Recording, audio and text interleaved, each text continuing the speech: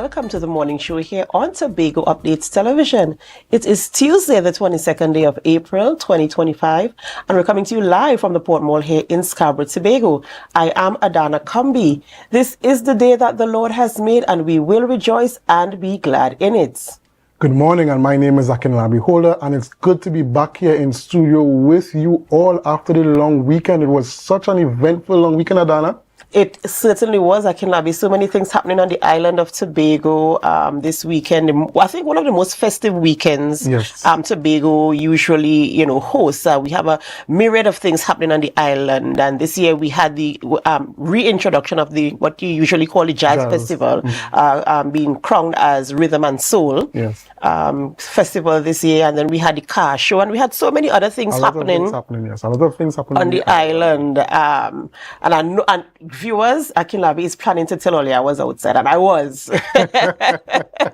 I was on the outside this weekend, and I was able to take in some of the activities and events, and it really was awesome to see so many people coming out, and just participating in the events. And I feel as if I don't know how the island didn't sink, because to me there was a lot of people here on the island. There's a lot of activities, and I'm actually surprised because I went to the Rhythm and Soul all 3 days, and they had pretty good attendances. And even on the Sunday, the day that Buju Banton was supposed to be there, a lot of persons on social media were saying they're not going again because Mr. Buju Banton not coming and that kind of thing. But there was a big crowd out on the Sunday evening. Yes, the turnout was still very, very encouraging. I too was surprised to see, and in fact, as far as I understand, I didn't really do specific research, but as far as I understand, the word on the ground is not very many persons went for that refund. A lot of persons still came out to refund. That's a very, very good thing. Yeah, and kudos to Tobago Festivals Commission for hosting a really, really awesome event throughout the period, and I really hope that we will continue to elevate as we continue to host events. Only up from here. That's right. Ladies and gentlemen, we have so much to talk about this morning, but before we get into all of that, of course, we head on over to the news in 90 seconds. Thank you, Adana. Here is your news in 90 seconds for Tuesday, April 22nd, 2025. Pope Francis, the first Latin American pontiff, died at age 88 from a cerebral stroke and heart failure. Remembered globally for his humility, compassion, and advocacy for the poor, peace, and social justice, his death sparked tributes from world leaders, religious figures, and citizens. Known for championing inclusivity, dialogue, and reform, Francis reshaped the church's mission and inspired millions. Despite serious health challenges, he remained active until his final days. His legacy endures as a moral compass and unifying figures across faiths and ideologies. Up next, the political promises on the campaign trail are superficial and disconnected from TNT's economic reality, says economist Dr. Vanish James. He criticizes wage and pension hike pledges, noting such increase requires corresponding boost in productivity to be viable. James warns that borrowing to fund consumptions would be reckless and could worsen the current economic crisis. Instead, he urges politicians to promote credible economic diversification, particularly in professional and creative industries, as TNT's best path to sustainable growth and long-term development. And finally, Team Trinidad and Tobago ended the 2025 Carifta Games with 2 final days gold from Breon Scott and Tinique Vinson, bringing their total to 25 medals, 9 gold, 6 silver, and 10 bronze. Vinson's win followed her twin brother Tyreek's decathlon gold. Though TNT fell short of last year's medal count, they secured more goals. Jamaica topped the table again, followed by the Bahamas. TNT athletes delivered strong performances across track and field events, including several relay medals despite some disqualifications and near misses. The games concluded yesterday in Port of Spain. And that was your news in 90 seconds. Thank you, Bianna, for our news there in 90 seconds. And, you know, as that last news story, they're talking about the Carifta Games, you know. As much as I didn't have as much time to sit and look at the games and the races, wow, the ones that I saw, you know, I'm really impressed. I'm really impressed with our athletes and the performance that they gave on the track there, you know. I really am impressed, and I want to say congratulations to all the athletes who went out there and represented Team TTO, you know, their coaches, the clubs. Listen, I am proud. Yes, I am very proud. Yes. And there's one miss, I think it's Ocean. Yes. O'Shea Cummings, yes. She did really well. Of Zenith, isn't she from Zenith Club? Yes. Oh my gosh. And that child has charisma. You know, she has charisma and flair and charm, and you know, I'm hoping we can get to talk to her at some point. Yes. But listen, they did a good showing, a really good showing. So kudos to everybody who had a hand in preparing them and getting them there, and you know, just the representation. And what I also want to say is the supporters. You know, once TTO is represented on an international stage, although we were right here in Trinidad and Tobago, I mean, they came out, they supported, and you know, that is what is very important, to make sure that we feel that measure of support. It gives us the drive to continue going on. Yes, and the team has improved on their performances over the past few years, because I remember some years back we were really in a sort of dry spell in terms of our performances and bringing in gold medals, but over the past couple of years they've been improving, and their medal hauls in terms of gold medals particularly has improved a lot. Yeah, and you see it in the results this year. You know, you see how many goals they copped this year. So, you know, absolutely amazing stuff. But Bianna, we want to hear what your weekend was like. You know Akinlabi was outside. He was outside whole weekend. I mean, how do I know? Don't ask me how I know, but I just know he was outside all weekend. Well, for me, I was not outside like you guys, but for better part of the long weekend, I was at Bedside Cathedral, so I took in much of the games as well. Right. All right. Well, you know, some people are still on their beds this morning because they can't recover from the weekend, but you know, that is the way it is sometimes right here in Tobago. And the activities continue because there is still the festivities at Buku, I think, today. Yes. So yeah, people are still preparing themselves for that as well. So I do hope that whatever you guys do, if you can't be good, at least be safe. Thank you so much, Bianna, for joining us on set this morning and bringing us our news in 90 seconds. Okay. And before we head to our birthday shoutouts, ladies and gentlemen, I have to big up a specific crew. Class of 1996 of Signal Hill Senior Comprehensive School. They were out this entire weekend. Those are my classmates. Don't calculate my age. But class of 96, kudos to you guys for standing strong, and that bond carries on till now. So I must say a special shout out to all of you this morning. All right, we have to say happy birthday to those who are celebrating. It's time for our birthday shout outs. And of course, you know, we here at Tobago Updates Television, we take pride and we actually love and enjoy saying happy birthday to you when you are celebrating. And so we start off by saying happy birthday to Keston Tony. Keston Tony is celebrating a birthday today, so we join in the celebration with you. I hope you had a wonderful time over the Easter break, and we do hope that as you enter into this new phase of your life, that you find purpose and that you are happy and you enjoy every single day of your life. We also want to say happy birthday to Mr. Chevron Rollins. Happy birthday, Mr. Rollins. Today is your special day.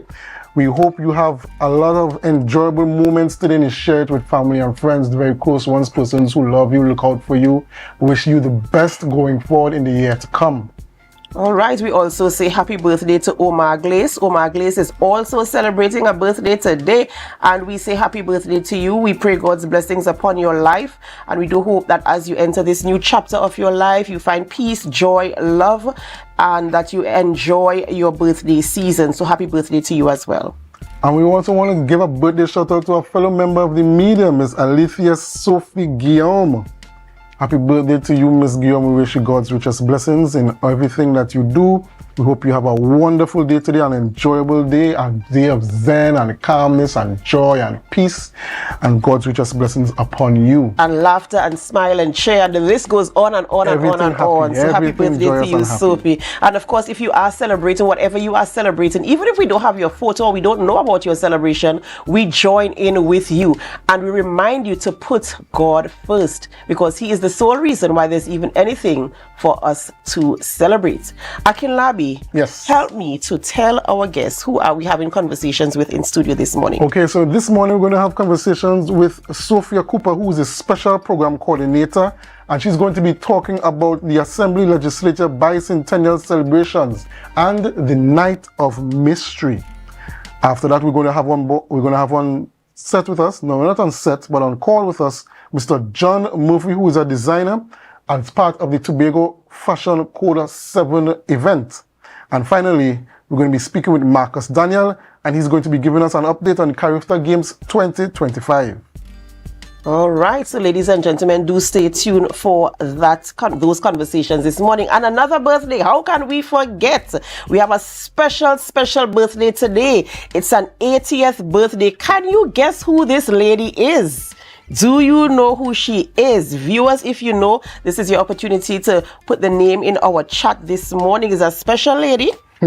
All right, and in fact, she has links to this particular network. Yes, she has links to Tobago Updates Television. Yes, guess who she is this morning? This is Miss Nelda Moore. Nelda Moore, this is the mother of William Nana, and we're saying a special happy birthday to you, a special happy birthday to you. Happy 80th birthday, in fact, we want to say to you, and we pray God's blessings upon your life, and as you continue in this journey, that all your heart's desires are met according to God's will for you. Amen. So do have a wonderful, amazing, and special birthday today. So happy birthday to you.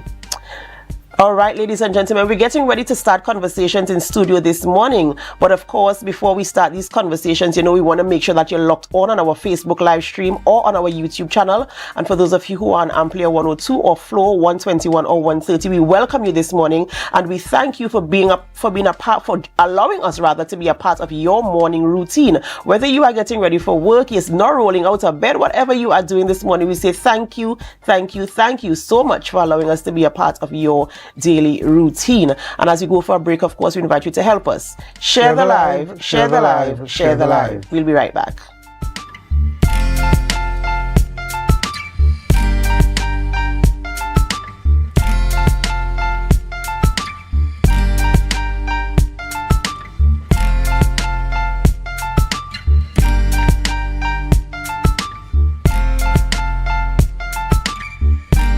The following is a paid political advertisement. Open all your eyes this election. All your big and all your sense. UNC promising the world. I have heard the UNC saying that they will pay public servants 10 to 14% back pay, which will cost us over $6 billion in back pay. Kamla, let we be real. Where you getting the money from? Blah, blah, blah, blah. We have the plans. And it will cost over $1 billion a year. So that's $7 billion with no revenue. Every expert saying we can't afford it. So asking one last time, Kamla, where you getting that money from? Blah, blah, blah, blah. We have the plans. You put that bunch of corrupt kleptocrats in office, and the one thing you're guaranteed to get is a devaluation of the currency of Trinidad and Tobago. We only have one choice, because we big and have sense. We red and we ready. Red is the PNM, and we shall prevail. Tobago, are you ready? Yes. Of course we paid for that political announcement, because we have to be responsible. That was a paid political advertisement.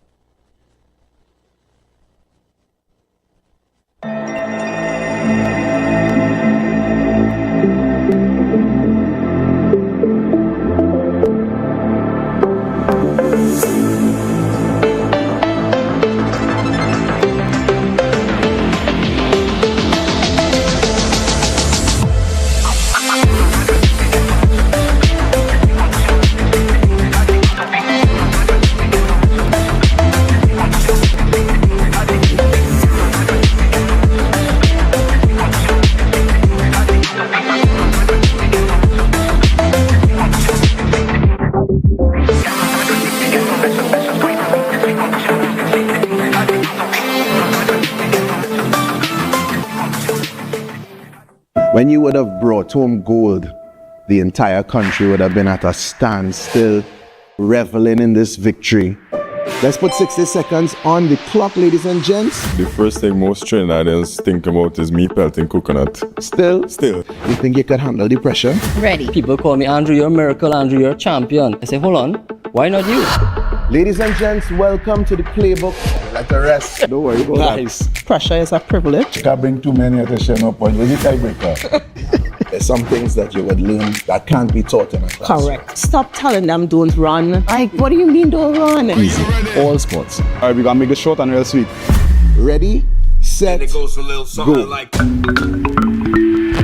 We break down the moves needed to win on and off the field. My compa is the best Legendary. compa. All right, I feel Curry good too.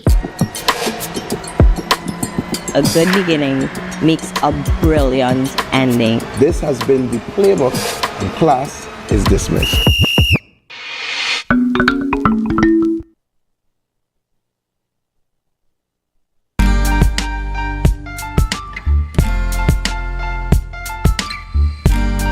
Put a smile on your face when you're moving from place to place. Good morning, good morning, morning, good morning, morning.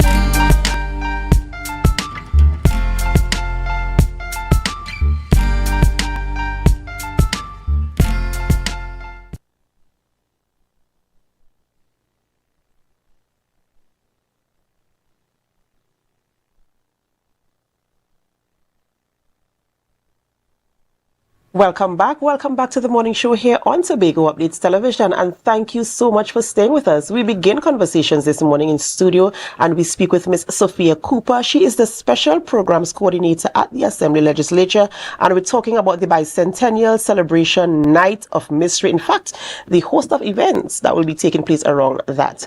Good morning and welcome. Good morning. Thank you for having me. Of course, a pleasure having you here. And you know, when we're talking about Assembly Legislature, there is so much that we could talk about. We could talk about the history, we could talk about present day, and we could talk about the plans for the future in terms of integrating our public, you know, into what is happening, the open days, and all the stuff that you all have going on there, the purpose of the Assembly Legislature. There's so much to talk about, right? But we want to focus our conversation on the celebration that is taking place this week.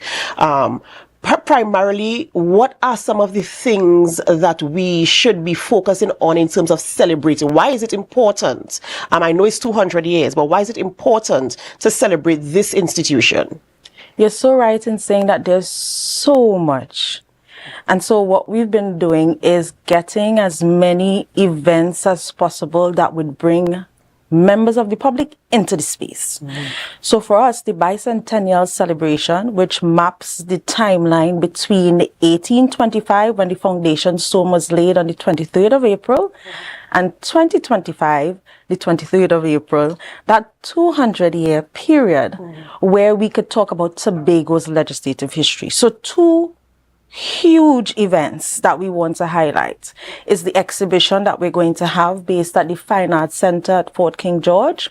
And that will capture a lot of that timeline in a physical representation of artistic expression so that people could come between the start of the exhibition up until the end of the exhibition. So we're hoping what we'll do is have a lot of experiences from April to October, like the exhibition, like Little Voices Big Heritage for the preschoolers, like primary school plenary, like the gala, the People's Gala that's coming up in August, and a host of other events that we hope people will continue looking at our social media pages and our website, tobagolegislature.org, to make sure that they're keeping up to date on what's coming next. And for the average person who is unaware, unfamiliar with the role and responsibility of the legislature, because there's so much history there, there's so much to learn, so much to understand, and I'm happy that the exhibition is going to be taking place so people could come and see. But for the average person who is now hearing the term for the first time, is like, listen, where have I been? What is the Assembly Legislature about, and what are their responsibilities? I have the perfect event. It's Saturday, the 26th, this month, when we have Night of Mystery. It's like, if you want an introduction to what the Assembly Legislature is, it's perfect. It's a nighttime tour with a twist. So literally bringing people into the space, introducing them to what the Assembly Legislature is all about, but in a way that it's almost like you're having fun and learning at the same time, that you don't even realize that it's an educational experience, because we just want you to come and have fun. And it's going to be devised in a way that you could bring your children. So use it as an educational opportunity, not just for yourself, but for your kids. So it's kind of like interactive. It is very interactive. It starts at 7 p.m. and the large show is at 9 p.m. So, if you might have church. So we understand. You might not make it for the 7 p.m. show, but prepare to be there for the 9 p.m. show, which is the last show. There are 3 shows, 7, 8, and 9. Right. And what can persons expect through the tour on that night? I see Night of Mystery and I'm seeing Squid Games edition. Correct. So I really want to understand what I need to manage my expectation should I be attending. Okay, so here's the thing, right? We needed to give people something that they could relate to. And yes, the Assembly Legislature is about the roles and functions of that arm of the Tobago government that deals with all the members coming together to have debates. So we get that. That's the serious part. But there's also this part of Tobago's history that sometimes is not captured in the classroom. It's not in the textbooks. People can't teach what they don't know. And so we open the Assembly Legislature to daytime tours where schools can come in. But this is kind of like our opportunity to introduce the members, the adults, who can't make it during 8 to 4, but they might be able to come on a weekend. And so when they come, they should be able to have fun. Now, Squid Games. I don't know if you guys ever watch the show. It's going to be relatable. Right. But we're also going to make it very Tobago-centric, if that helps. All right, it does help, but I was hanging on there to your last word. Say, hey, okay, Tobago-centric in which regard? How are you going to integrate the Tobago aspect of it into the games? That's the thing about Tobago's culture. It's so dynamic. And so we have a group of people who has put their heart and soul into this. And they are determined to ensure that when you come, yes, it is the Squid Games edition, and it's also going to capture your attention where Tobago's legislative history is concerned. Not just about the history that you learned in school. We're going beyond that. Right, very, very intriguing. Very, very intriguing. And of course, we do hope that the public can come out and participate. Let me find out this one thing, right? Is there any cost attached to this? No cost. Right. No cost. And that's important. What we're offering is public information. And we understand that although we have plenary sittings on the 4th Thursday of every month, at least once a month, there's a recess period in July, August, but it's usually during the day. Sometimes it's 1:30, sometimes it's 10 a.m. And we stream it live for people who can't come in person. But we get that might not be convenient to people. And so we're looking for opportunities to bring people into the space so they can pay attention to their own democracy. And that's the key. The key is, how do we help people see the ways that they can participate in what is happening in Tobago? And the Assembly Legislature is that place where both the majority and the minority meet to discuss Tobago's people business. So, of course, it would be very, very educational and, of course, giving that measure of history as well. Remind me about the event that's taking place tomorrow, because tomorrow is actually the 200th anniversary of the laying of the foundation stone. So, I mean, I feel as if that has a kind of emotional type of feel to it as well. So, so the foundation stone was laid by Governor F.P. Robinson. If you come to the Assembly Legislature, in the courtyard, there's this sign. It's gold and black, and it has a summary of the things that happened in the building. No. 1768 is when the assembly started. It's just that the building started construction in 1821. It took 4 years to complete. So what we're using is the day the foundation stone was laid in 1821, but the construction was completed in 18 25. So what we're doing is using the dates that are important. We're launching on the 23rd of April. It's a video launch. The plenary sitting is the day after, which is Thursday. Night of Mystery is Saturday. And then we have the exhibition that's coming up in July, the gala in August. And between all of that, we have Little Voices, a big heritage, the primary plenary caravan. We also have a web series that we're going to launch. Every week you get a snippet of Tobago's history. So we want to just give people as much information as possible, but in ways that it's easy to consume and share. And if somebody wanted to get in contact to get more information, how can they reach you guys? Our website is tobagolegislature.org. We're on Facebook, YouTube, and TikTok. So just look for Tobago House of Assembly Legislature, just simply Tobago Legislature, and you'll find us there. All right. And if you wanted to tell Tobago one more thing about this celebration in this period, especially to encourage them to come out and to be a part of who we are as a people and to learn our history and to ensure that you can be a part of the conversation, how do you encourage them? Two things. When it comes to the adult population, you see this Saturday for Night of Mystery, it's a great introduction. And you see the exhibition that's coming up in July, beautiful opportunity to just consume everything about the Assembly Legislature. So I kind of lump that in one, right? Night of Mystery exhibition. And then the second thing is, you see the gala, the People's Gala that's coming up in August. It's going to be one of those things where we capture the recognition of people who contributed to the Assembly Legislature and where it is today. And I think between those two experiences, you're going to get a lot out of the history. And everything we do have, and there's an educational component. So it's not just about, oh, we're doing something to celebrate 200 years. That's important. But we're also going to ensure that you leave knowing something new.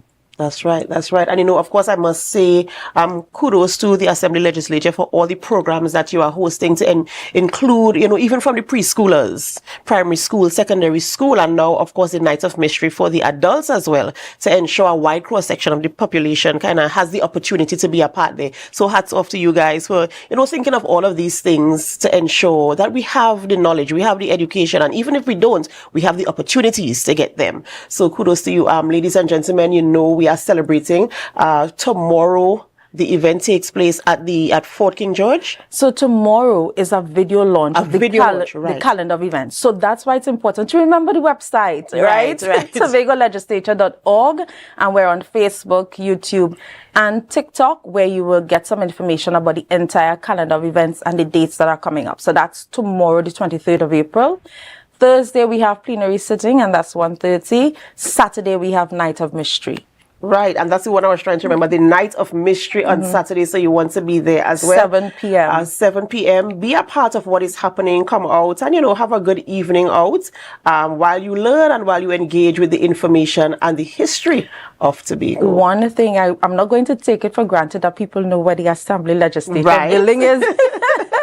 So it's uptown, and if, you know, at one point, there was the Registrar General's office. So downstairs, people used to go for their birth certificates. It's that building. Right. So Jerningham Street, right next to James Park. As a matter of fact, when you're coming on Saturday for Night of Mystery, assemble in James Park and we'll take you from there. So the tour begins. Ooh, this is so exciting. So James Park, let's just focus on James Park. At least we know where that is. Let's get to James Park 7 p.m. Before 7 p.m. Let's say about 6:45. So we start to gather and the tour starts at 7 p.m. See you all there. Thank you so much, Sophia, for coming this morning and sharing that information with us. Ladies and gentlemen, we have to go for a short break before we continue conversations here in studio. And as we go, we invite you to help us. Share the live, share the live, share the live. We'll be right back.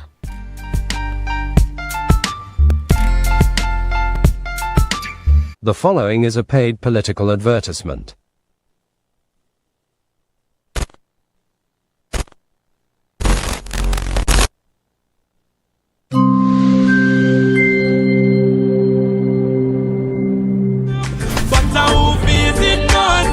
We are feeling from we little and a grow. Our faith it knows it. Sometimes it feel like we let go. Our faith it knows it. We are feel it from a little and a grow. I won't feel it, knows it.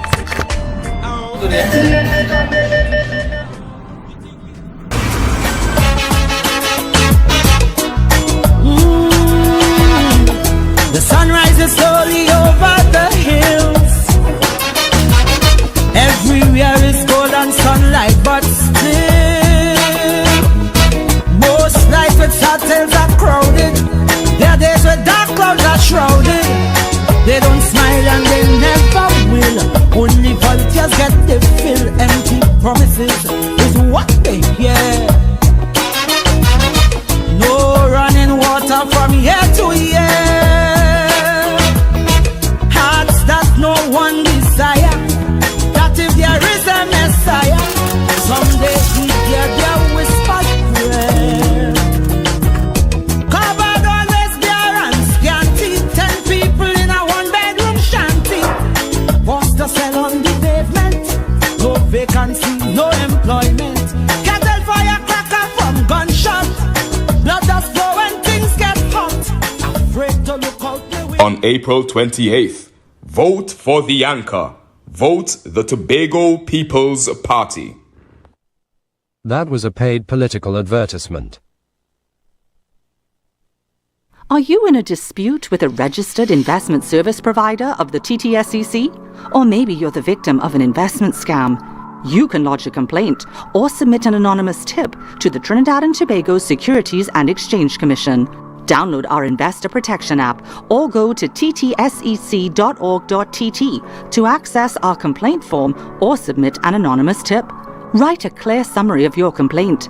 Submit copies of supporting documents along with the originals for verification. Provide a copy of the feedback received from the entity regarding your complaint. All investor complaints or scam reports submitted by the public are acknowledged and reviewed by the TTSEC. Investigations are pursued based on the outcome of the review. Trinidad and Tobago Securities and Exchange Commission, protecting the interests of investors and the public.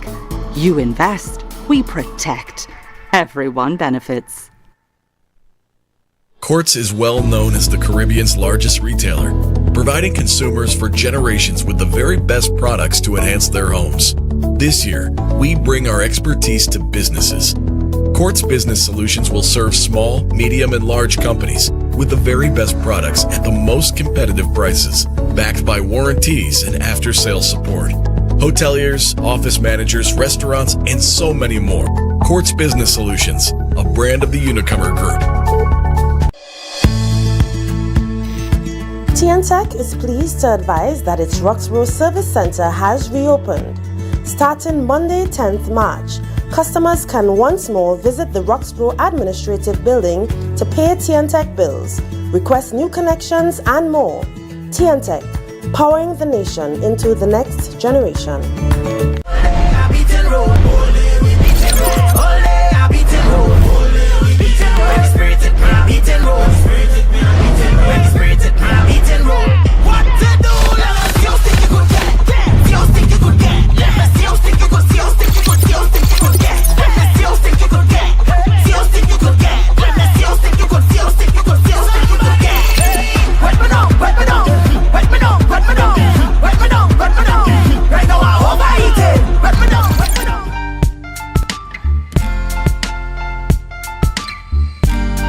Put a smile on your face when you're moving from place to place. Good morning, good morning, morning, good morning, morning.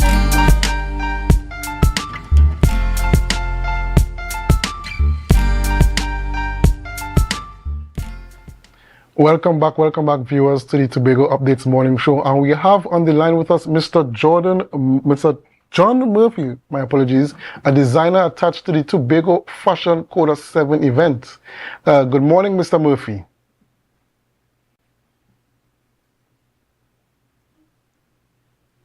Am I on connection? Good morning, Mr. Murphy. Yes, we are hearing you. Good morning and welcome to the morning show here on Tobago Updates Television. Thank you for having me. Of course, a pleasure.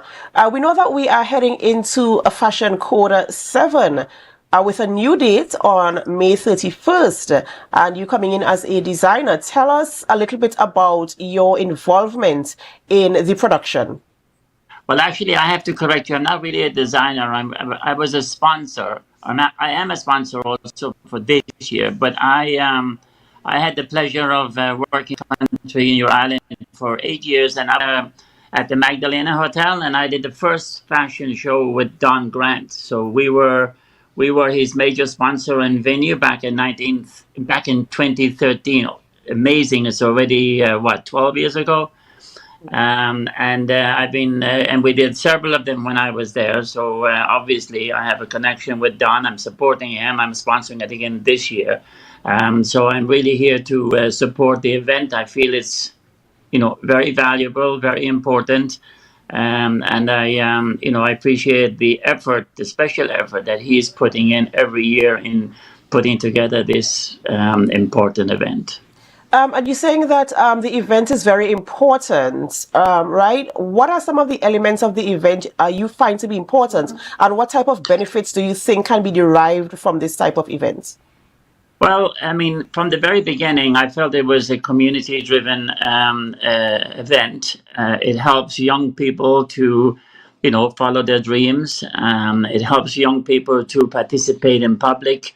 It helps young people to be part of a culture of fashion, of music, of design that goes along with it. And I felt that even now that it has great for those that would like to embark in that profession, as well as attend the event. Sophie, just tell us, you said you come on board as a sponsor. How has the process been so far in terms of preparing for the Tobago Fashion Coda 7 event? Well, I mean, I'm in touch with Don all the time, and he's keeping me up to date. By the way, I'm here in Antigua, and our sponsorship is through the Jolly Beach Hotel in Antigua. We're not on the island, so it's a little different than when I was at the Magdalena. And I'm actually talking to Don also about doing a fashion coda here in Antigua. So that's being kind of contemplated. We haven't picked the date yet. But the event is coming along from my discussions with Don, and he's relying on the support of sponsors, as these events always do. They don't succeed without them. So I'm hopeful that, like in the past, there will be sufficient interest and sponsorship in order to make it a success. Interesting that you stated that you're based out in Antigua, Mr. Murphy. Just tell us, what about Tobago Fashion Coda drew you to it, that you felt that it was such a special project that you had to invest in it? Well, as I said, I mean, the main purpose behind the event was the community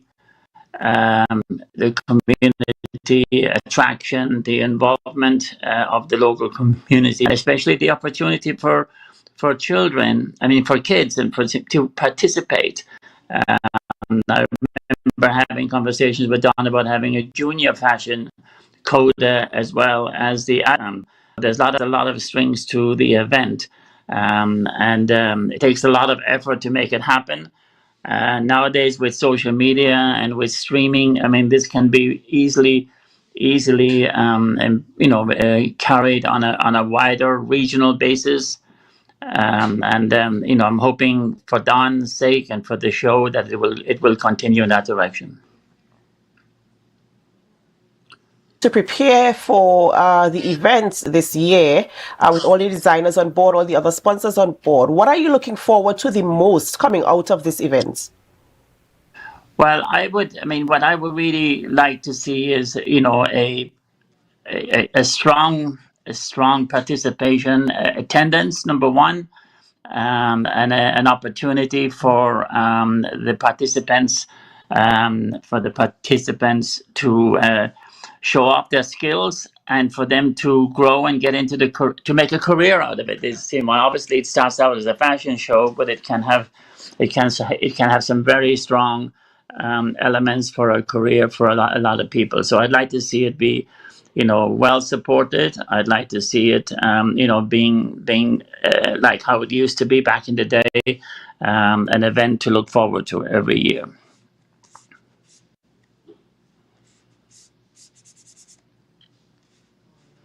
So just tell us, in your vision for fashion, not just in Tobago, but throughout the Caribbean, what did you envision the fashion industry really becoming in terms of an industry in the Caribbean?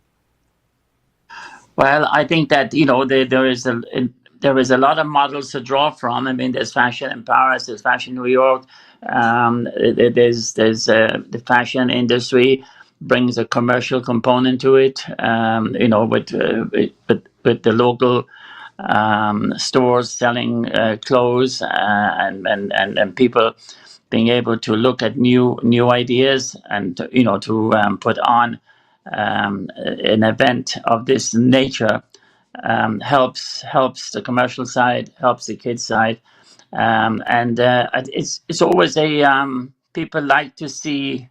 I believe that that people like to see others dressing up and see themselves through the same light, and it can be easily a very successful annual event, I believe, throughout the region, but also in Tobago, which of course I know about because having been there and having seen it, it was a very, very interesting and successful event. Are there any other closing words that you'd like to share with our viewers this morning about the event or about even the fashion industry? Well, not really from what I have said, but I do want to say a very good morning to all my friends in Tobago. It's my second home. I spent 8 years there, and especially Magdalena, where I was based and had some wonderful friends and some staff I want to say hello to and good morning. And I wish Don every success with this event. I'm impressed actually with how dedicated he is and that he's not giving up on it. And that's good because it would be easy, I guess, to retreat and do something else. But I do personally feel it's an important event, and I wish him and the event all the success. All right, thank you so much, Mr. Murphy, for joining us this morning and bringing those, that encouragement and that information to us this morning. We too wish the event a success, and we do hope to hear more about Fashion Coda as well. Thank you so much. Ladies and gentlemen, we've been speaking with Mr. John Murphy, a sponsor in the event of Fashion Coda 7, taking place right here in Tobago on May 31st. We have to go for a short break before we continue conversations, and as we go, we invite you to help us. Share the live, share the live, share the live. We'll be right back. The following is a paid political advertisement.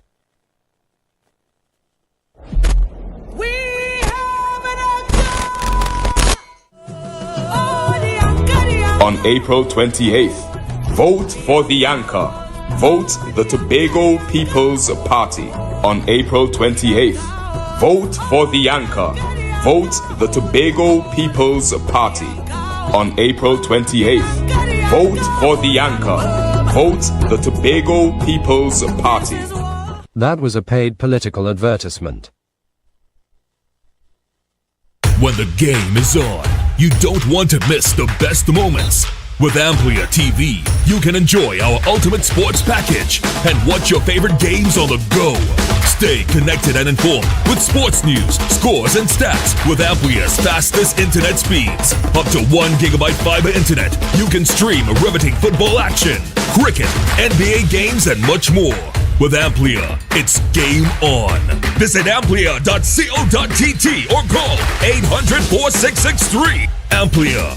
Do more, live more. Courts is well known as the Caribbean's largest retailer, providing consumers for generations with the very best products to enhance their homes. This year, we bring our expertise to businesses. Courts Business Solutions will serve small, medium, and large companies with the very best products at the most competitive prices, backed by warranties and after-sales support. Hoteliers, office managers, restaurants, and so many more. Courts Business Solutions, a brand of the Unicomer Group. The following is a paid political advertisement. That was a paid political advertisement.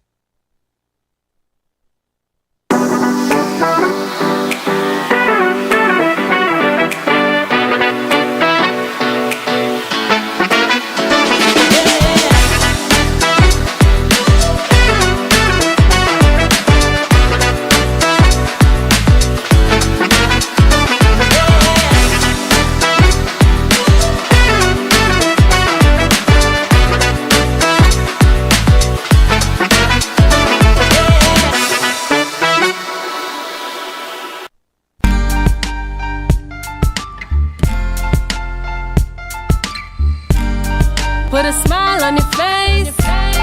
When you're moving from place to place. Good morning, good morning, morning, good morning, morning.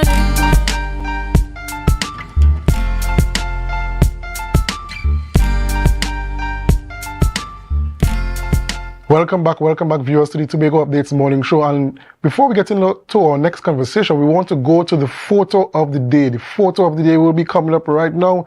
And this is our photo of the day. Can you guess where this is? This photo was sent in courtesy Mohammed Rahman. Can you guess where this photo is? We will have the answer at the end of our programming, but you can send your answers to our Facebook and YouTube live chats or photo of the day. Now, on the line with us today, we have the Deputy Political Leader of the Tobago People's Party, Dr. Faith Brebner, and she's come to talk to us about the TPP's preparations for general elections next week, Monday, April the 28th. Good morning, Dr. Brebner. Are you hearing me? Good morning. Yes, I'm hearing you. Are you hearing me? Yes, I'm hearing you quite clearly. So, Dr. Brebner, tell us, how has preparations and the campaign been going for the TPP? Preparations have been very, very good. Our candidates are being well received, and the people of Tobago recognize that they have an opportunity to vote for true representation, and that is what we are presenting to them in the form of David Joseph Thomas and Joel Marcus Sampson in the West. So it has been going very well. We've been getting the numbers, we've been getting the support, and people are excited. Okay, so based on your responses, you're telling me that your internal estimations has the TPP in favor of winning these 2 seats in Tobago?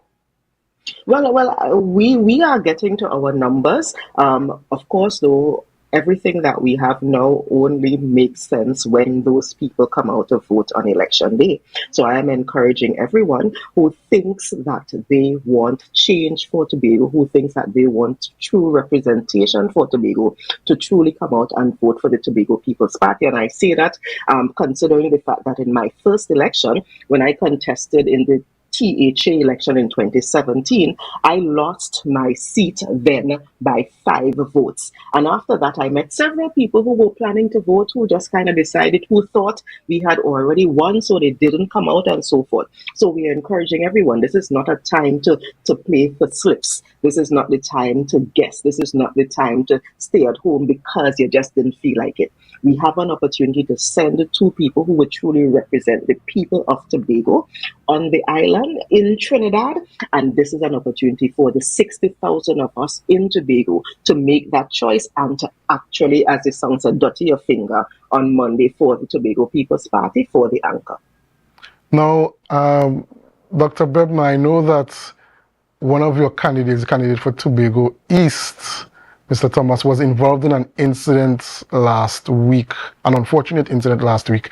Can you give the people of Tobago any updates on his condition, how he's going? Certainly. So yes, it really was an unfortunate incident, but I am pleased to report that he is doing well now. He is better. As a matter of fact, he was able to go back out on the campaign trail yesterday following seeking some medical intervention. But he is doing good now. It's unfortunate though that incident happened because, you know, I understand that what happened is he actually gave the homeowner a ride or so a day or 2 before, did not have any political conversations with the person. And so when the canvassers went to the person's home, the person said, but you know, Tomo and I interacted recently. Tomo won't tell me nothing.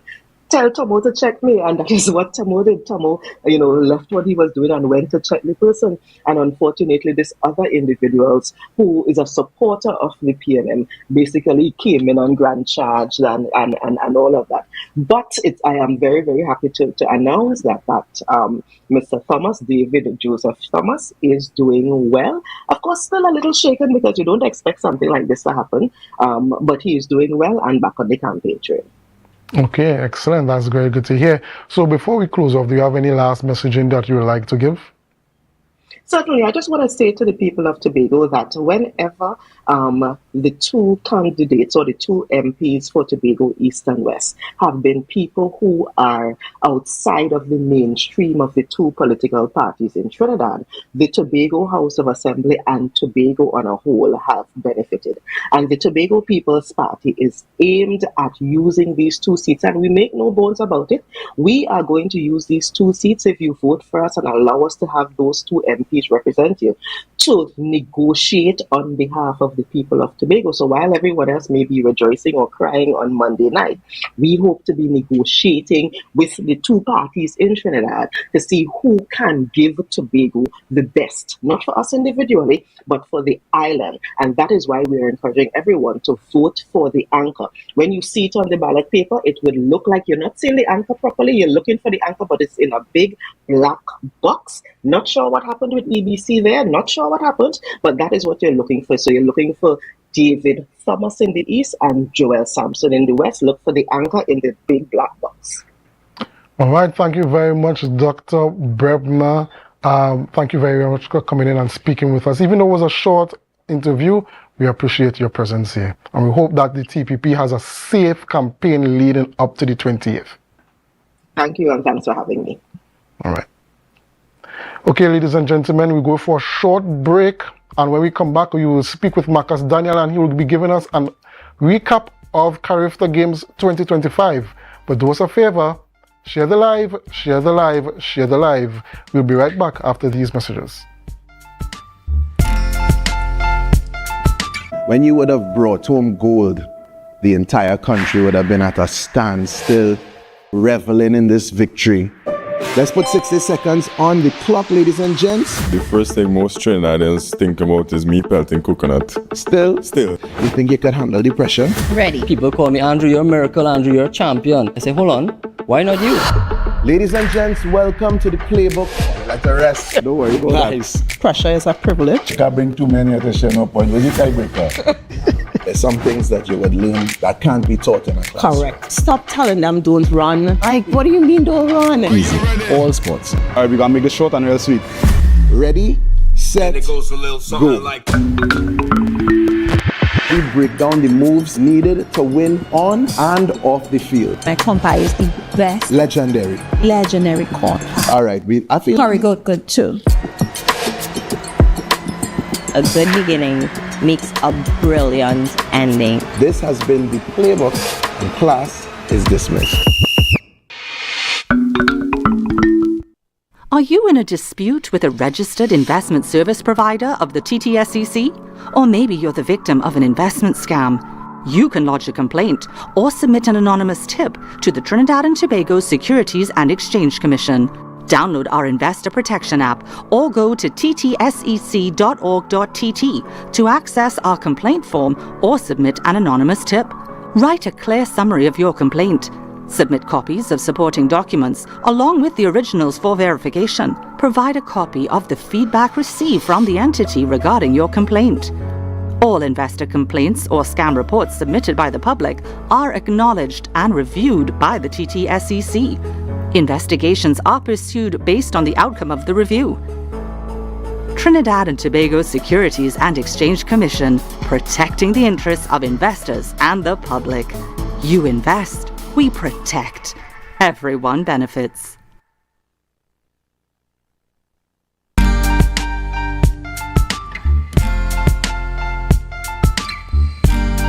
Put a smile on your face when you're moving from place to place. Good morning, good morning, morning, good morning, morning.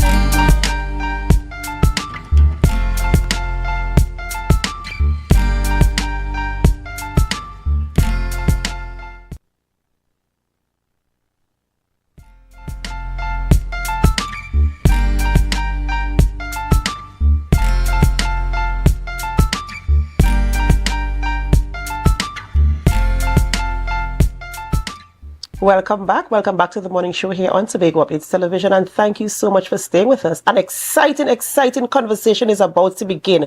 We have Mr. Cricket Marcus Daniel on the line this morning, and of course we're going to be talking about the Carifta Games that concluded just yesterday. Mr. Daniel, are you there? Good morning. Good morning, Adana, and good morning to viewers of Tobago Updates Television. Right, Akinlabi is also here with me this morning, and we are very, very excited to be talking about the Carifta Games. And thank you so much for always being so very, very involved and passionate about sports. And we were able to follow the games. Well, I was able to follow the games by your social media posts and your excitement and your support for Team TTO. So tell us a little bit about your experience being there, what the crowd was like, what the energy was like before I get into the athletes' performance.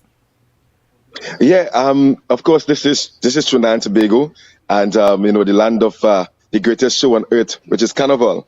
And I'm sure that all the 27 nations who would have actually journeyed here to Trinidad and Tobago for the Carifta Games, they would have had a wonderful time at the Hazel Crawford Stadium. Every single day, they couldn't find a seat in the covered stands. It was ram out, and one or two times we had persons, they had to go across to the uncovered stands, and they had to face the hot sun. But with the performances on the track and in the field, they were very happy to do that. But I was very happy to be there for all 3 days supporting Team TTO. And of course, this track and field on a whole, the crowd, they showed up, supported Team TTO, and even when we didn't win, we supported all the other islands. Obviously, we had some really good performances on the track and on the field, astonishing performances. And as a sport enthusiast, even though your team didn't do as you expected, just seeing the youngsters from the different nations coming out there and supporting their nation, and seeing their nations supporting them wholeheartedly with flags and the horns and the drums, it was just an amazing atmosphere. It felt like Carnival in April. To be honest, and we had the DJ and the announcers, bringing the flair and adding to the atmosphere. It was just an amazing time in Trinidad and Tobago, and he spoke a lot about sport tourism, and I think that's a market that we need to tap into more. Give the people of the region and around the world some part of our culture, not just showing them on a television screen or by marketing, but bring them to Trinidad and Tobago, bring them and let them feel the atmosphere. And I made new friends from different islands, just sitting with them, conversing with them, sharing our experiences as athletes in Trinidad and Tobago. And it was just an amazing feeling being there at the Hazel Crawford Stadium, just seeing all the athletes performing to the best of their abilities. And that's the thing about sport, it kind of builds community. I know you spoke about sport tourism, but in terms of building community, friendships, relationships, I know a lot of people who have lasting friendships as a result of participating or going to a sporting event. I also have my own experience of being in a stadium where I think it was cricket I went to one time, and I got there, I didn't know anybody there. I know you, Mr. Cricket. I got to the stadium, I didn't know anybody there, and when I arrived, a group of people said, "Yeah, come over here, look the cooler here." I didn't have any drinks or anything, and that's just what sports does, And I really like the fact that we can, see the opportunities that sport will provide. Let's talk about our athletes' performance. As I said before, through your social media posts, I was able to follow what was happening. And, I felt that sense of pride that was coming from you and also from the other supporters, the people who got our athletes there in the first place ready. So in terms of their performance, how did you think it kind of played out on the track and the field? No, we ended with 25 medals in total, 2 less than last year's contribution in Grenada. And I felt that we could have gotten more than 25, somewhere in the region of 30. But with that said, I felt that they gave it their best shot. Every single athlete that I saw represented Trinidad and Tobago, whether it was on the field, in the field events or the track events, you could have seen that they wanted to do well for Trinidad and Tobago. They wanted to do well for the crowd because the crowd was right behind them. Whether they win or whether they finish last, we were right behind them 100%. And at the end of the day, we finished with 9 gold medals, 6 silver, and 10 bronze medals. Last year we got 4 golds, and this year we got 9. And I felt that was a contributor based on the support that they got from the crowd, the 12-man. And there was one particular athlete that I'm really hoping that the management, when I've had a discussion with him, our 5,000 boys open athlete. He led that race. It's actually 12 laps. He led that race, 12 and a half laps, sorry.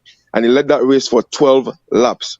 And on the final bend, the final 200 meters, obviously the guys who were trailing him, they put some pressure on him, the Jamaicans to be exact, and he just quit. The guy just quit, took his jersey off, went up the stairs and out of the gong, and all of us there, we were like, what was that about, I know I'm really hoping that, after reviewing that performance, and then the management as well, they have a good conversation with him, because at the end of the day, you are here representing your country, representing yourself, representing your school, representing your family, and we are not quitters. You need to finish. If he had jumped on the track and, they wheeled him off, I wouldn't mind at all, but don't ever take off your shirt, walk up the track, walk up the stairs and walk up the stands. Nah, don't do that at all. And outside of that, every single athlete.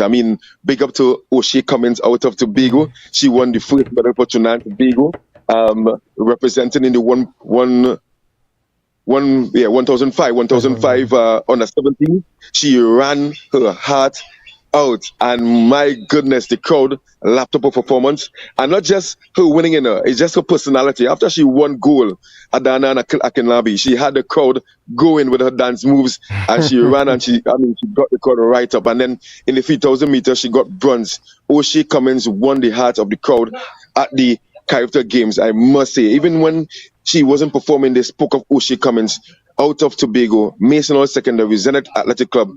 Big up yourself. Big up the parents, of course, of O'Shea Cummins. They were right there supporting her 100%. And I really must say, I'm talking here now and I'm still getting goosebumps from her performance in the 1,005 and the 3,000 meters. O'Shea Cummins, congratulations to her and her school. And of course, I want to also recognize the coaches out of Tobago, Kelsey Toussaint Reed, Curtin Tom, and Alan Morrison. Shout out to Kiki Melvin, who was the manager, and every single athlete from Trinidad and Tobago, Team TTU, you guys represented all 78 athletes and 28 members of staff. Congratulations to you guys. Yes, we may not have gotten the amount of medals that we set out to do at home, but I must say you guys represented the red, white, and black full 100%. Every single athlete who got gold, every single athlete who got silver, bronze, you guys represented and represented well. Marcus, I know that earlier in the day we spoke about the increase in gold medals, and in track and field, they really count your standing on the table based on the amount of gold medals you win. Yes. And I know over the years that Trinidad and Tobago has really struggled in terms of bringing home gold in the Carifta Games. But this year we more than doubled the amount that we took the year before. Yes. What do you think contributed to that increase, that huge jump in the amount of gold medals we took? Well, and again, as I mentioned with the coaches there, I want to shout out all the clubs, because it's no secret that we had some troubles in getting the stadium in Trinidad and Tobago, the Dwight York Stadium, the Hazel Crawford Stadium, and other facilities ready in a particular standard to allow for athletes to train and prepare for the Carifta Games. But the clubs, they maintained their training program, and they had the athletes ready, and then they went out there on a brand new track. The athletes went out on a brand new track, and obviously the 12-man, the crowd, I'm telling you, that crowd, I thought I was actually on the track as well. Just feeling the vibe and the energy from the crowd. Every step the athletes made, the crowd was right behind them and gave them that vibe, that energy. There was a particular guy at a 400 4x4. He was on the last leg, and even before he got the baton for his last leg, he was actually rallying up the crowd, the crowd, come on, support. And just feeling that vibe, I felt that the crowd was right there, and that was the extra energy and the extra push we needed at home, given that normally when we travel, you only have the support as home. So I felt that the crowd played a big part. The coaches, the clubs that they represent, they played a big part. And I want to also recognize two athletes again. This guy, Breon Scott, my goodness, the 800-meter boy, he ran. Akinlabi, if you see that guy, very, very confident, and he played and he toiled with his opponents. Just about 200 meters to go in the 800 meters, he just like the Fast and Furious, and he put in an extra gear and he ran away from them to win gold in the 800 meter. And obviously, Christopher Sammy spoke about winning in the semifinals, how he won the semifinals, him and his partner Amani, and he spoke about dragging them out in the finals. And he said that, hey, in the finals, me and my boy Amani, we're gonna do it 1-2, and they did it. They did 1-2 in the boys under 17 3,000 meters. Amani Christopher Sammy also won goal in the boys 1005 under 17. So Christopher Sammy, Breon Scott, Janet DeGan out of Tobago as well. She didn't win gold this year, but she got silver.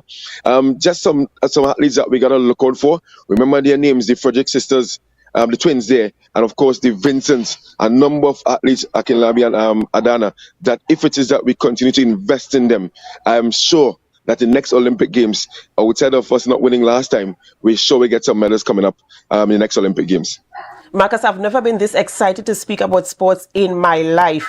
And I wish we had more time to continue this conversation this morning because, as I said, you know, based on my experience through your posting on social media, I too got really, really excited. And the names you were calling while I was off screen, I was really smiling from ear to ear because I saw the performances there and I felt the pride as well. And I even saw when the athletes were calling onto the crowd, cheer me on, you know, to give them the energy and the drive. So we really have to continue investing in our athletes to ensure that we can get this measure of pride every time we participate in sporting events, whether far or wide. Thank you so much for joining us on set this morning, Marcus, to bring that information to us. And we do hope that we will continue to have exciting sports conversations right here on Tobago Updates Television. Ladies and gentlemen, have a good day. You as well. Ladies and gentlemen, this is where we end the morning show. But before we go, did you guess the photo of the day? Did you guess the photo of the day where it is taken? The photo of the day this morning, of course, a beautiful shot here right on the island of Tobago. This is Topaz Bay, submitted by Mohammed Rahman. Thank you so much for that photo. This is where we end the morning show. And we say thank you so much for staying with us throughout the entire show. But our programming continues with GMT. So do stay with us as those conversations are unfolded right here for you on Tobago Updates Television. But in the meantime, help us to share the live, share the live, share the live.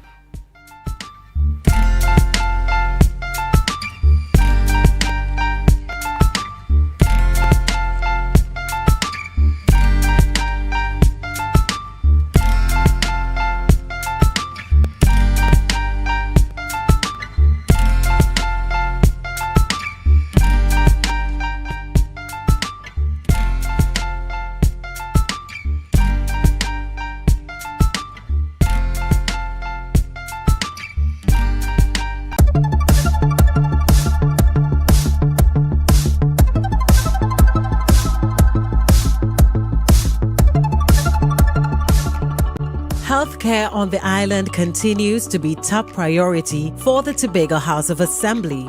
And as such, the Tobago Regional Health Authority recently commissioned 3 state-of-the-art high-tech ambulances to continue to provide service delivery to the people of Tobago. This will not only increase the present fleet, but will enhance the emergency medical services across the island in an effort to ensure timely responses when carrying out medical duties. Today is a proud and momentous day of the Tobago Regional Health Authority, and by extension, the people of Tobago. The actual commissioning of these 3 ambulances, you didn't get it. The actual commissioning is not just about adding vehicles to our fleet, it is about strengthening and shortening the critical lifeline that exists between Tobagonians and their healthcare delivery units, the hospitals. As we officially commission these ambulances, let us reaffirm our collective responsibility to serve, protect, and provide quality care for every Tobagonian. If we are to provide proper healthcare, we need to be able to provide swift healthcare. And swift healthcare requires several things, but 2 broad things. Speed, getting the people to the health service, and then at the health service, getting them diagnosed quickly and then treated. And with those things, I am pleased to be here as we commission 3 of the 4 ambulances. I have heard about the tanks and how battle ready they are. This is just one step. This is just the first step, but it is the first of many. And each of you have been a part of making this first step an amazing reality. Before purchasing these ambulances, a series of studies was carried out in order to make the best suitable purchases. I'm pleased to inform you that the work of our technical teams in corporate services, operations, legal services, and TEMS produced a detailed and modern specification requirement list that achieve the delivery of these state-of-the-art, two-patient-ready emergency medical delivery units, the TRHA tanks.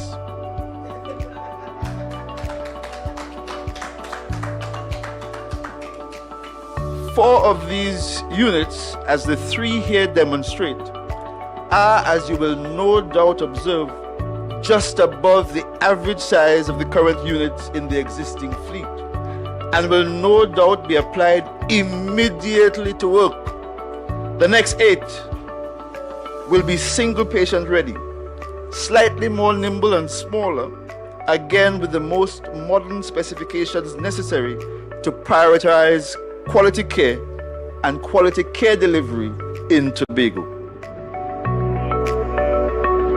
That was a production of the Department of Information, Office of the Chief Secretary, Tobago House of Assembly.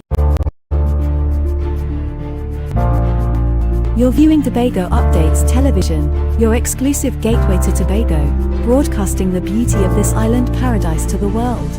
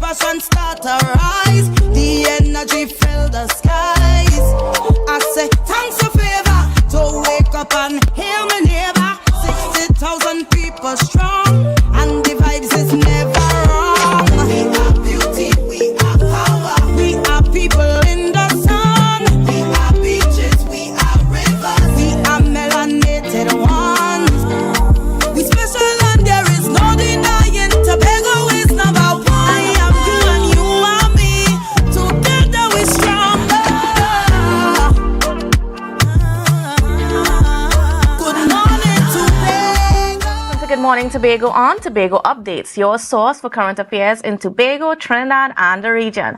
With the perfect conversations to complement your morning routine, I am Candice Jackson. And let's get started with the news in 90 seconds for Tuesday, 22nd April 2025. Pope Francis I, Latin American pontiff, died at age 88 from cerebral stroke and heart failure. Remembered globally for his humility, compassion, and advocacy for the poor, peace, and social justice, his death sparked tributes from world leaders, religious figures, and citizens. Known for championing inclusivity, dialogue and reform, Francis reshaped the church's mission and inspired millions. Despite serious health challenges, he remained active until his final days. His legacy endures as a moral compass and a unifying figure across faiths and ideologies. Meanwhile, political parties' promises on the campaign trail are superficial and disconnected from TNT's economic reality, says economist Dr. Vanis James. He criticizes wage and pension hike pledges, noting such increases require corresponding boosts in productivity to be viable. James warns that borrowing to fund consumption would be reckless and could worsen the current economic crisis. Instead, he urges politicians to promote credible economic diversification, particularly in professional and creative industries, as TNT's best path to sustainable growth and long-term development. And finally, Team Trinidad and Tobago ended the 2025 Carifta Games with 2 final day goals from Brian Scott in the under 17 800 meters, and Tanique Vincent in the under 20 heptathlon, bringing their total to 25 medals, 9 gold, 6 silver, and 10 bronze. Vincent's win followed her twin brother Tyreek's decathlon gold. Though Team TTO fell short of last year's total medal count, they secured more golds. Jamaica topped the table again, followed by the Bahamas. TNT athletes delivered strong performances across track and field events, including several relay medals, despite some disqualifications and near misses. The games concluded yesterday in Port of Spain.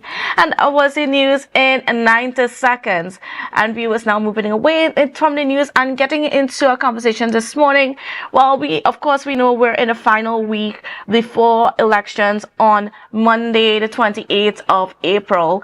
And, there's a lot happening on the ground, a lot being said from all the political parties that are in the race. Of course, we know we have 9 contestants in the Tobago West seat and about 5 in the Tobago East. So, but there's a burning issue that has been coming to the fore. As politicians go out talking about their manifestos or their desires or wishes and promises and all of those things that are coming, all the messaging, and that is trying to distinguish between what is the role of an MP and, of course, what is the role of a THA representative. Because while both sit in seats of government, they are different. Their roles are different. What they can deliver to the people are different. And it's important that we understand that going into this election, so that as you out there are trying to decide for yourself, who are those people that you can put your trust in, it's important for you to know exactly what you are voting for, and who best aligns with those roles and responsibilities. And to speak to us a little bit on that this morning is Dr. Denise Toyafat Angus, who is speaking to us in the capacity as a former presiding officer, and well, of course, you also know her as the political leader of the IDA. But for now, she is the former presiding officer for this conversation. So, good morning and welcome to you, Dr. Angus. How are you? I am good, thank you. Good morning, Candice. Good morning to the rest of your viewing and listening audience, wherever they may be. All right, great. So, getting straight on into it, how do you see what do you think are the differences that the public should know about an MP and a THA representative? Okay. So you have different rules. There's a member of parliament, there's a minister, and there's the Tobago House of Assembly. And in Tobago, the election of your MP is different from an election of your MP in Trinidad. Because in Trinidad, they don't have a House of Assembly that has the authority and responsibilities and the funding that the Tobago House of Assembly has. So when you have people campaigning in Tobago as if they are campaigning in Trinidad, offering people houses, offering people to have better garbage pickup, offering them jobs, that they're fooling you, essentially. Because an MP in Tobago, and why I'm distinguishing it, and I want people to understand, an MP coming out of Tobago should have different responsibilities, because you have the Tobago House of Assembly that is directly responsible for operationalizing the laws and policies, at the level of central government, and even making policies that are unique to Tobago. Under the 5th schedule, we have about 33 different areas of responsibility, and therefore that has to be protected. So a member of parliament, therefore their role has to be going in there and ensuring that every law that is made, that Tobago has its uniqueness represented in that law. And I want to give you an example of some of the laws that need to be reviewed. You have the endangered species list. That has to be reviewed. because on that endangered species list where you have endangered species in Trinidad, in Tobago, they are pests and they are affecting the farmers, the what is it? The goatee, even the national bird, I think it's a parakeet. Parrots and the parakeets. Parrots and the parakeet. They can be quite destructive. Correct. Yes. But they are the endangered species in Trinidad. And so we're not hearing anybody speaking to that. And so you expect your Tobago parliamentarian to go down and treat with laws that are affecting us here in Tobago. You know, vote for, they move motions for an amendment of the law with their colleagues there to have the law changed, to have them understand Tobago is a unique space. Yes. I remember when the hunting ban was extended to 2 years across the country, not taking into consideration Tobago's uniqueness. It destroyed the farming in Tobago. Okay, so we're moving on from there. Also ensuring that the budget, also when it comes to Parliament, does reflect Tobago's needs. It also ensures that there's oversight for the government. Because so many people sit in the cabinet, there's really little left for oversight at the level of Parliament. We have to bring oversight into the picture. So that is the role you really want to choose an MP for. Forget that they're trying to offer you jobs, because that is the responsibility of the Tobago House of Assembly. Tell me about what is not the role of an MP. Let's get into the details, because I know a lot of that has been coming up in the way that people are speaking, and even on the campaign trail when you interact with the public and so on. An MP cannot come and tell you they're building houses in Tobago. They're fixing every house around, unless they're doing it out of their own pockets. An MP cannot come and tell you that they're going to improve the garbage pickup in your areas, because that's really, again, responsibility of the Tobago House of Assembly. An MP cannot come to you and say, we're giving you more jobs, you know, because they do not have that responsibility to do. Now, our candidates have said to people, we are championing a community bill of rights. And that community bill of rights is in the Constitution, would give communities the resources that they need on the ground to create jobs and do projects within their communities. Why that is important is because of the geopolitical shocks that we are going to get. Don't think the ripple out there is not going to reach us. If we don't shore up and strengthen at the ground level, our communities are going to be strangulated, when things get worse. Yes. Right. So, I mean, and let's also get into some of the things that people need to be aware of when they're considering candidates, because you spoke a lot about laws and spoke a lot about the legislation, and of course the legislation that the IDA is focused on. But what should we be looking for, like when we hear the prospective MPs speak, or when they interact? What should we be listening for? You need to listen for the laws that they will be championing to make sure that there's a better quality of life in Tobago, because laws are made nationally, and oftentimes it does not take the uniqueness of Tobago into consideration. So they must be able to share with you what are some of those laws that they're going to be requesting amendments and reviews on. Take, for instance, the property tax. When they put out the property tax and they said those who are on beachfront property in a different category of the tax bracket. Well, Tobago is beachfront, but not every house on the beachfront is a luxury villa. So you're punishing people for, generations of homes being passed on that really have not even been improved. And so that has to be looked at.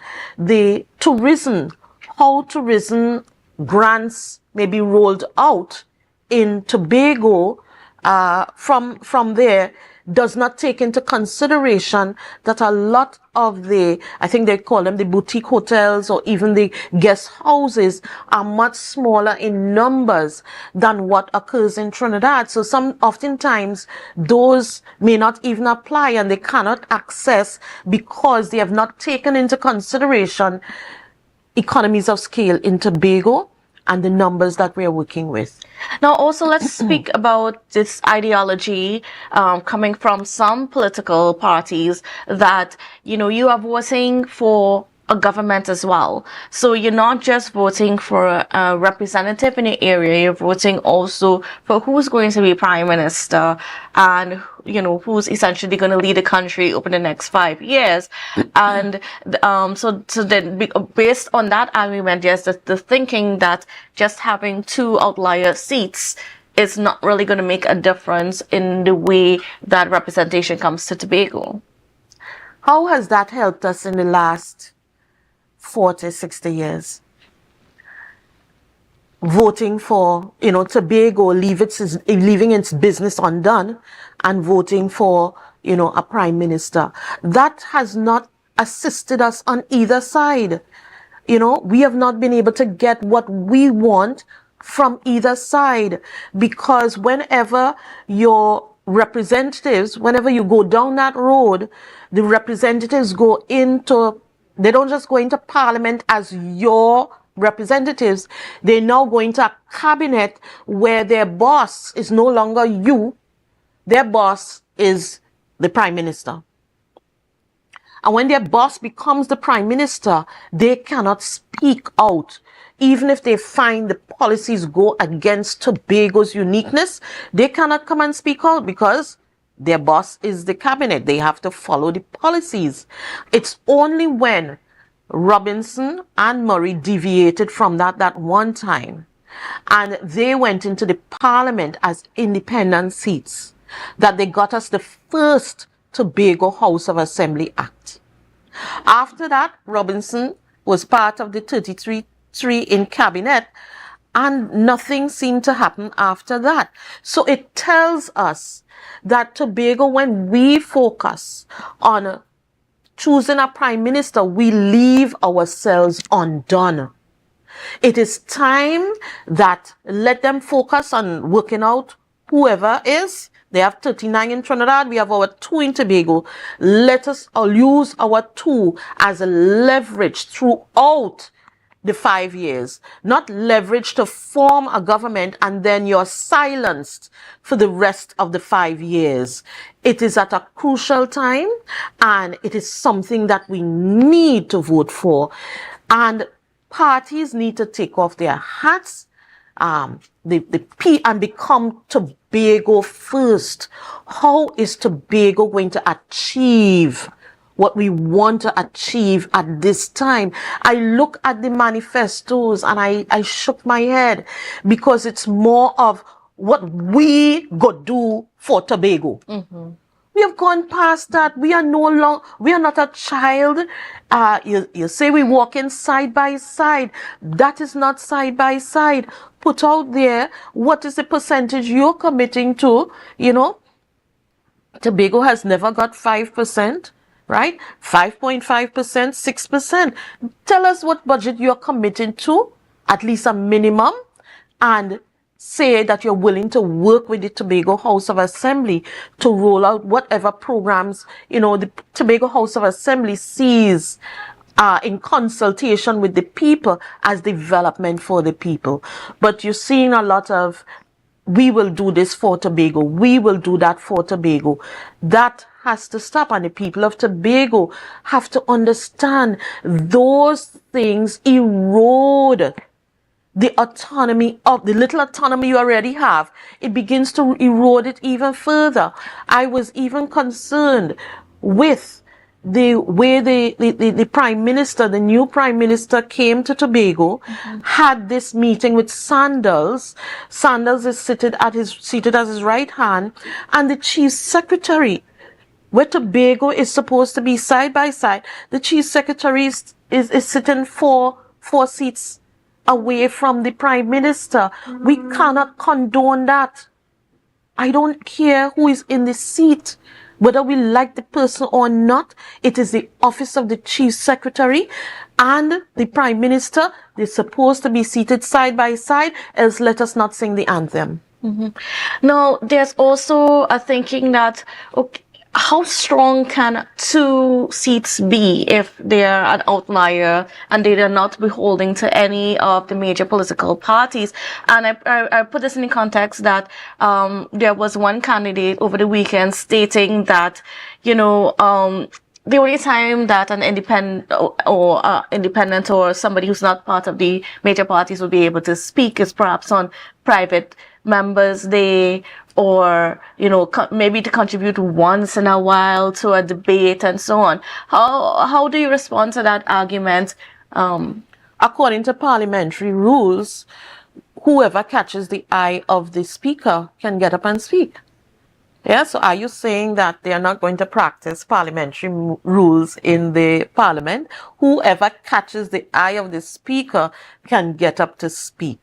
And this is why we are saying to our people out there, send our people down as twins, because at least one can raise a motion and one can second it. But what is way more important is that you begin to have a parliament that can work, where you're not just in adversarial, well, use this and use that. No, you will have a parliament now where they have to negotiate with your 2 seats. Whether the opposition wants to vote against the bill because of whatever, and they will have to bring justifiable reasons, or whether the government would want you to support the bill they're bringing because, of good reasons, and you may see Tobago expressed in the bill, but it's a very good negotiating position for Tobago.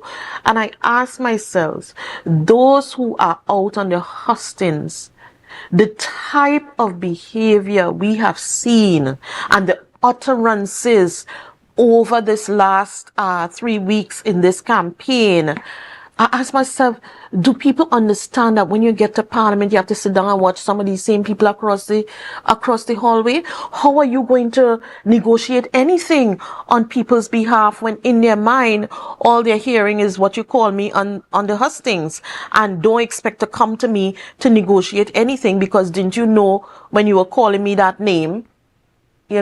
So this is why it is so, timely that people need to understand what puts Tobago at the best leverage in getting what Tobago needs and what Tobago wants. Send down the 2 persons who are to be independent in the Parliament, not taking up any ministerial positions, because when they take up ministerial positions, like I said, they become silent. They can't go against what the Prime Minister wants or what the policy of the government, regardless of how Tobago is not represented in it. And secondly, oftentimes they take up positions that begin to get into conflict with the Tobago House of Assembly. All right.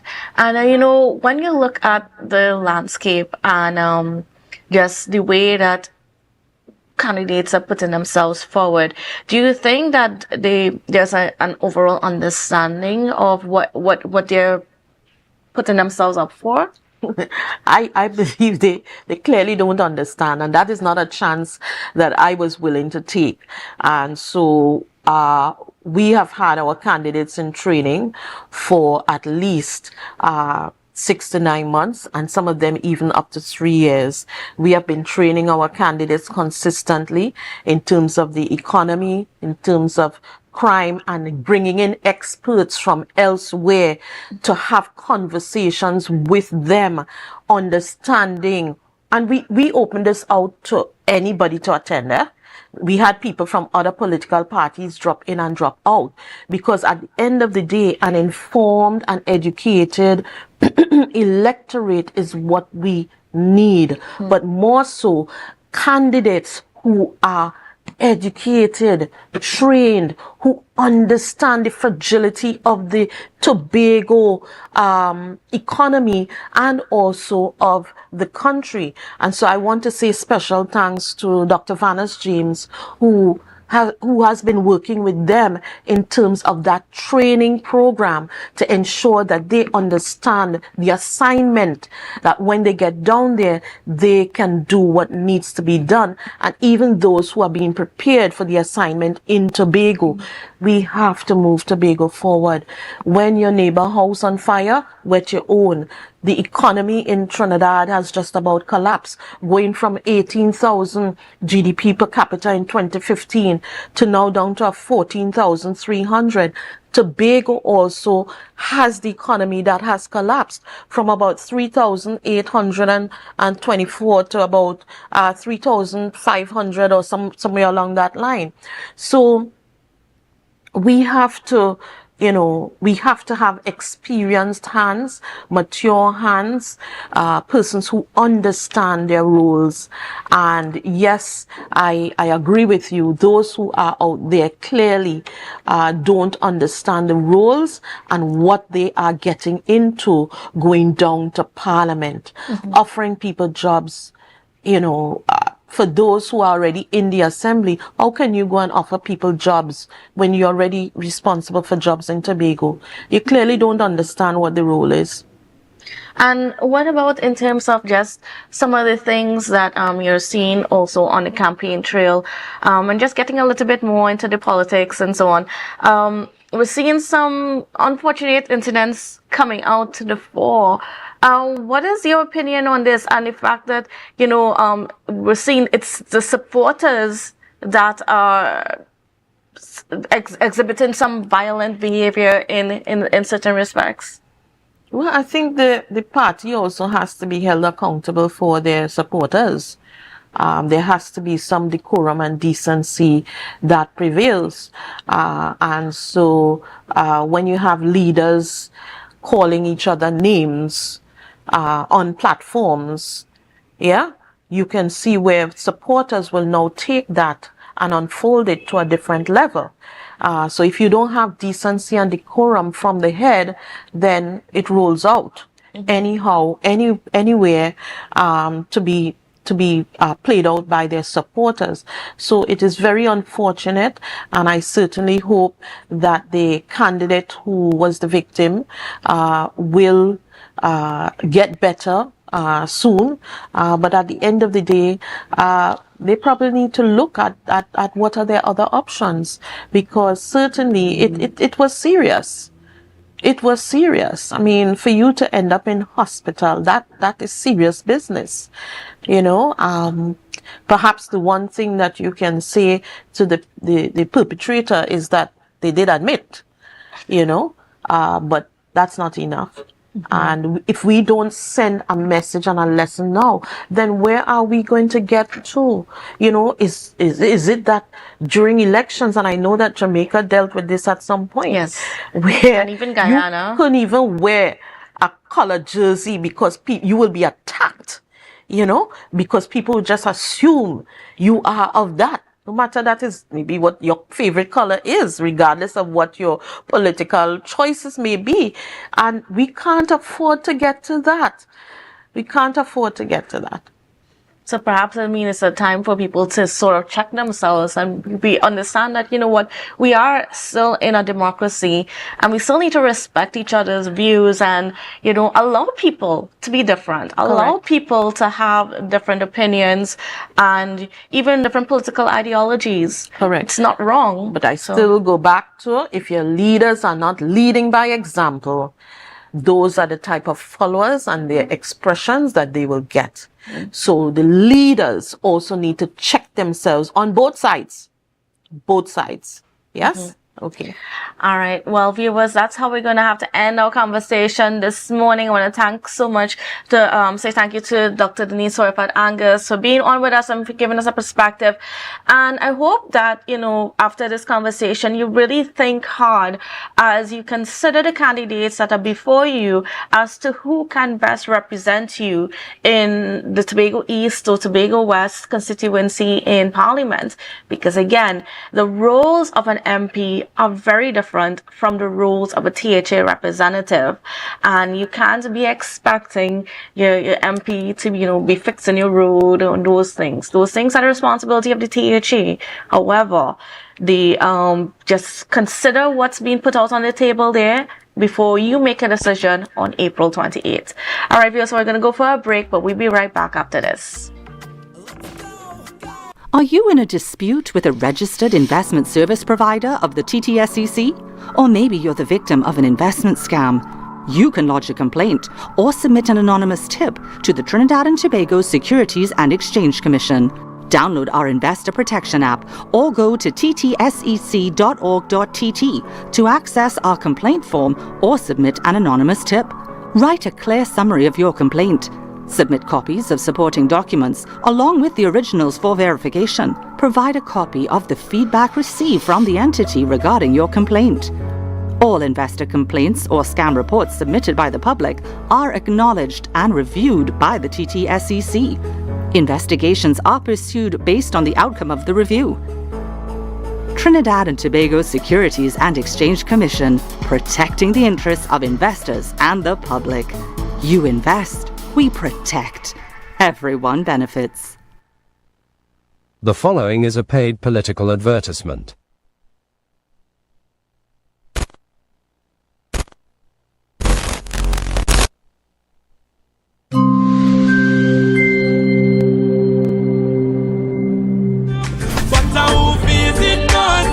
We are feeling from a little and a grow.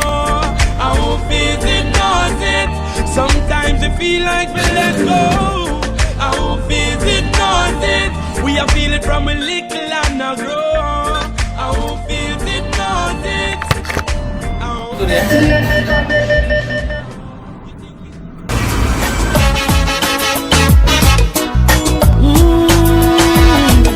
The sun rises slowly over the hills.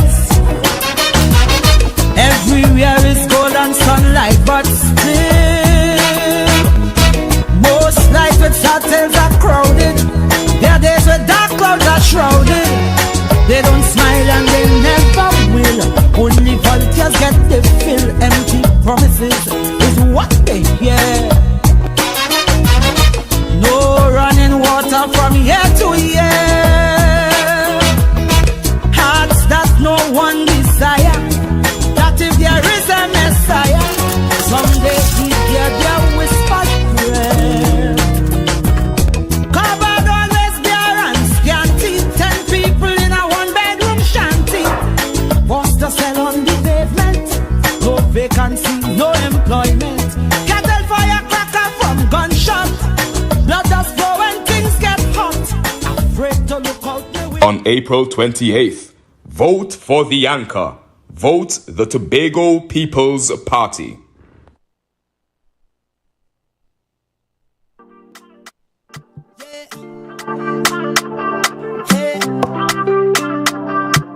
Tobago updates. Good morning, Tobago.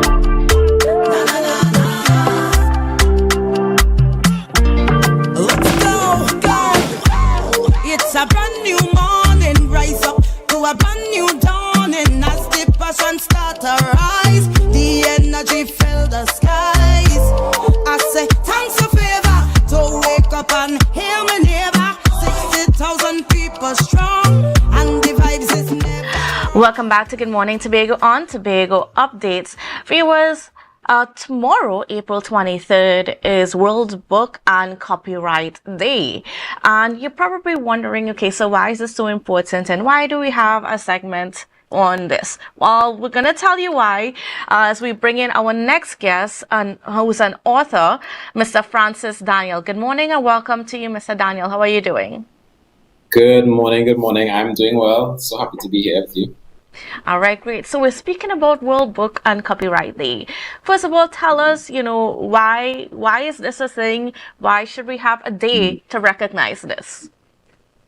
Well, I mean, there's so many authors that are coming up with books on an annual basis. I think it's just something that you want to recognize. I mean, you are basically putting out a piece of culture, obviously literature culture. So it's a good thing that you just have it known that, hey, you know, we want to celebrate the books that are being put out there, the authors as an adjacent part of it, and then just highlighting that importance of copyright, because again, a lot of authors may not know exactly what it entails, what protections they have.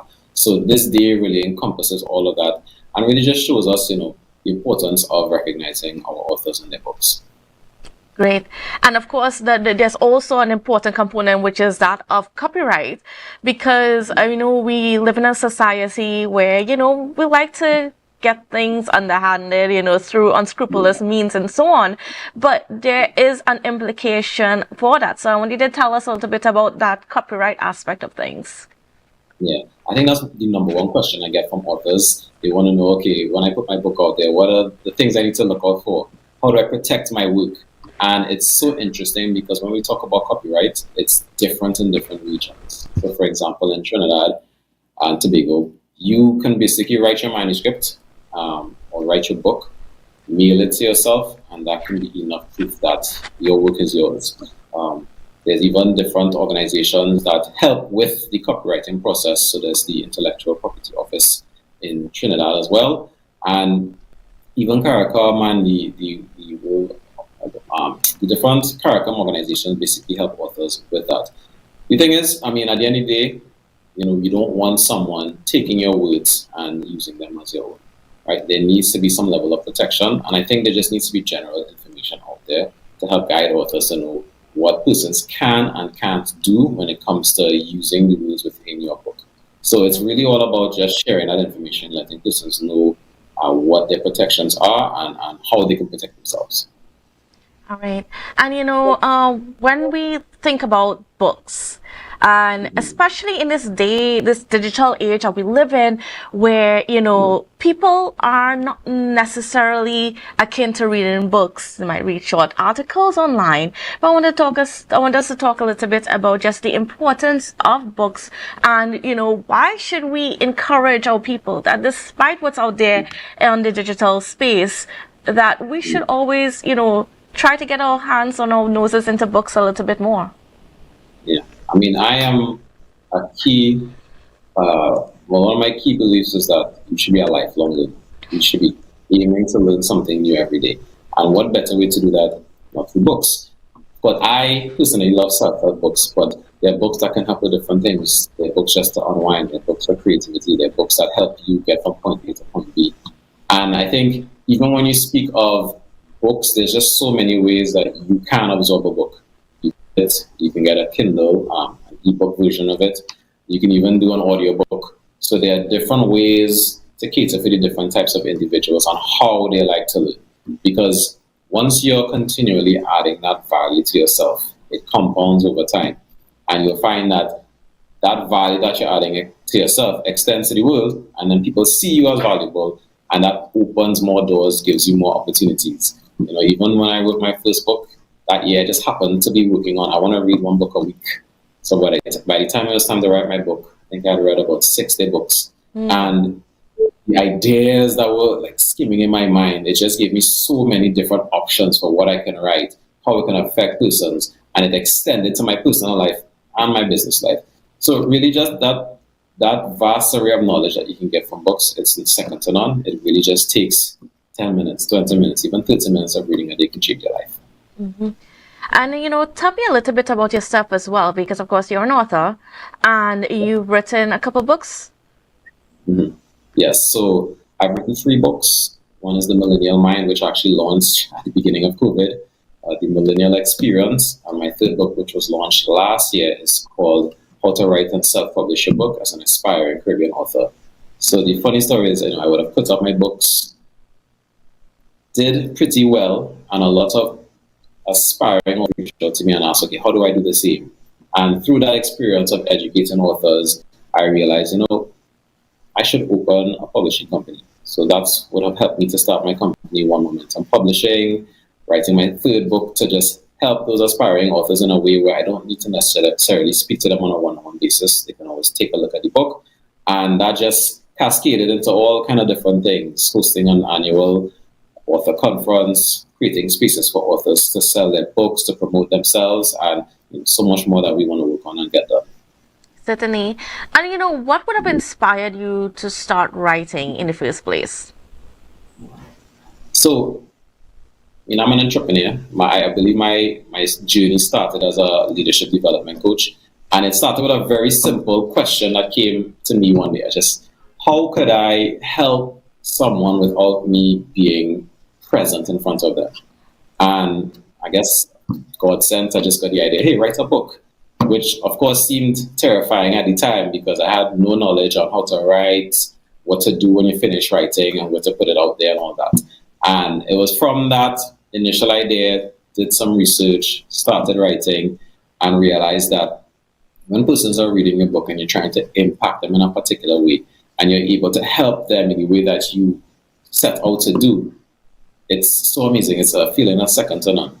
You just want to put out more information, help more persons. And yeah, every author you see, they light up when they get that feedback from someone where what you wrote hits them in the exact way that you wanted. Mm-hmm.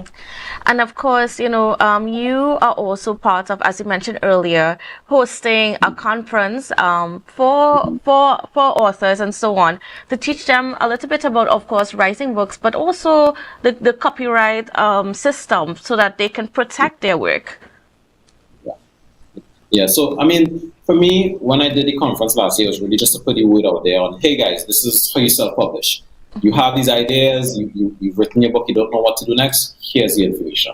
That was one part of the conference. The other part of the conference was something we call the Author Village, which is basically creating a community of authors and prospective authors so that if you have questions, if you have concerns, if you feel like you're just alone in the wilderness trying to figure this all out, the group is meant to help you. But then we would have events where we can create a space where, hey, you can just come, set up, we market it together, and persons can come and purchase your books. Because a lot of authors, they tend to be very heavily creatives. But outside of that, they don't know what else to do to engage their audience. So if I can create a space where they can come, meet a new audience, engage with persons, get some books sold, I think I'm hitting a part of my mission. Because especially when we did our first author conference and you had persons coming in, they're seeing all these local authors and they're thinking to themselves, I did not know that we had this many local authors. I did not know that we had local authors writing all these different genres of books. You're talking about kids' books, self-help books, spiritual books, all different genres. And I think the more we do things like this, the more we're able to show persons that, hey, there's an alternative option. You don't always have to buy that international book. You can get that book homegrown right here in Trinidad and Tobago and in the Caribbean, depending on what territory you are in. Certainly. And of course, for those that are writing their books and are also worried about, the copyright, how to sort all that copyright issue to ensure that their work is protected, what would you say to them? And, how did you find, is the process easy? Is it difficult? Yeah. So this is something that I struggled with because, again, when I had my first book, I did not know really where to turn.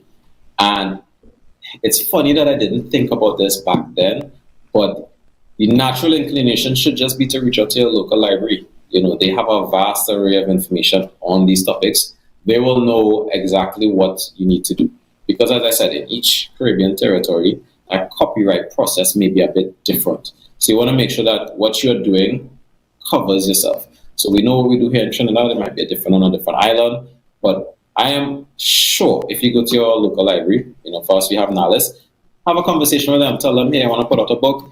I want to protect myself. What are the steps? I am a staunch believer in putting out information, so I'm always putting out content on my platforms, One Momentum Publishing, on what you should know, what you should do, and there are others like me there. So, there's just ways to educate yourself. I think the first step is really just reaching out to the individuals, like the library, or those who might have the information, and just ask them for some advice. And of course, they can get some advice as well tomorrow at the World Book and Copyright Day celebration, I guess. Yeah. So tell us a little bit about what you have planned. Yeah, so basically we're doing an Author Village pop-up event. The goal is, it's World Book and Copyright Day. I really wanted to create a space for these authors to be seen, engage with, the community, sell some books. So we're actually going to be set up in Independence Square on the promenade. We'll have a few authors there showing their work. Persons can come, take a look at the books that they're doing, maybe purchase a copy. Because as I said, sometimes it's difficult for these authors to really put these things in place. They're so focused on the creative side, they may not focus on, okay, how do I engage with my community? How do I engage with others? How do I sell copies? So one of the main goals that we have is really setting up a space for them on a consistent basis where they can sell their book, So it's a celebration of World Book Day, talking about copyright, but then also creating those spaces for authors to say, okay, I can engage with persons, I can get my book sold, and really empowering them to show that, okay, there's more that I can do outside of what I've already been doing.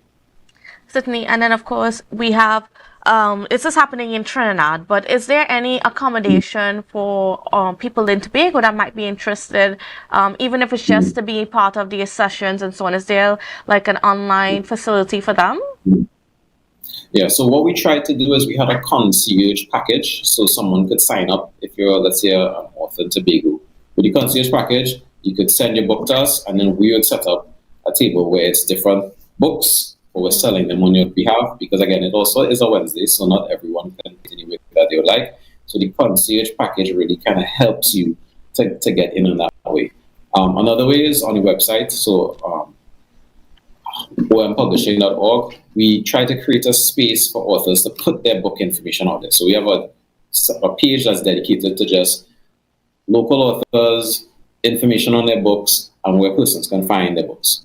So if you go on the website, it's free to sign up. We put your information up there. We're always cycling through it because, again, we just want to create more and more spaces for authors to be able to promote themselves, push their books, and any way that we can really help. Because as somebody who, wrote a book and felt like I really did not know what was the best decisions for me at the time, I don't want anybody to feel that way. So, we try to create all of this systems so that once your book is out there, you know what different options you have, whether it is marketing, whether it's getting into bookstores, whether it's selling a book, whether it's getting into author pop-up shops, anything, right? So that's really the goal.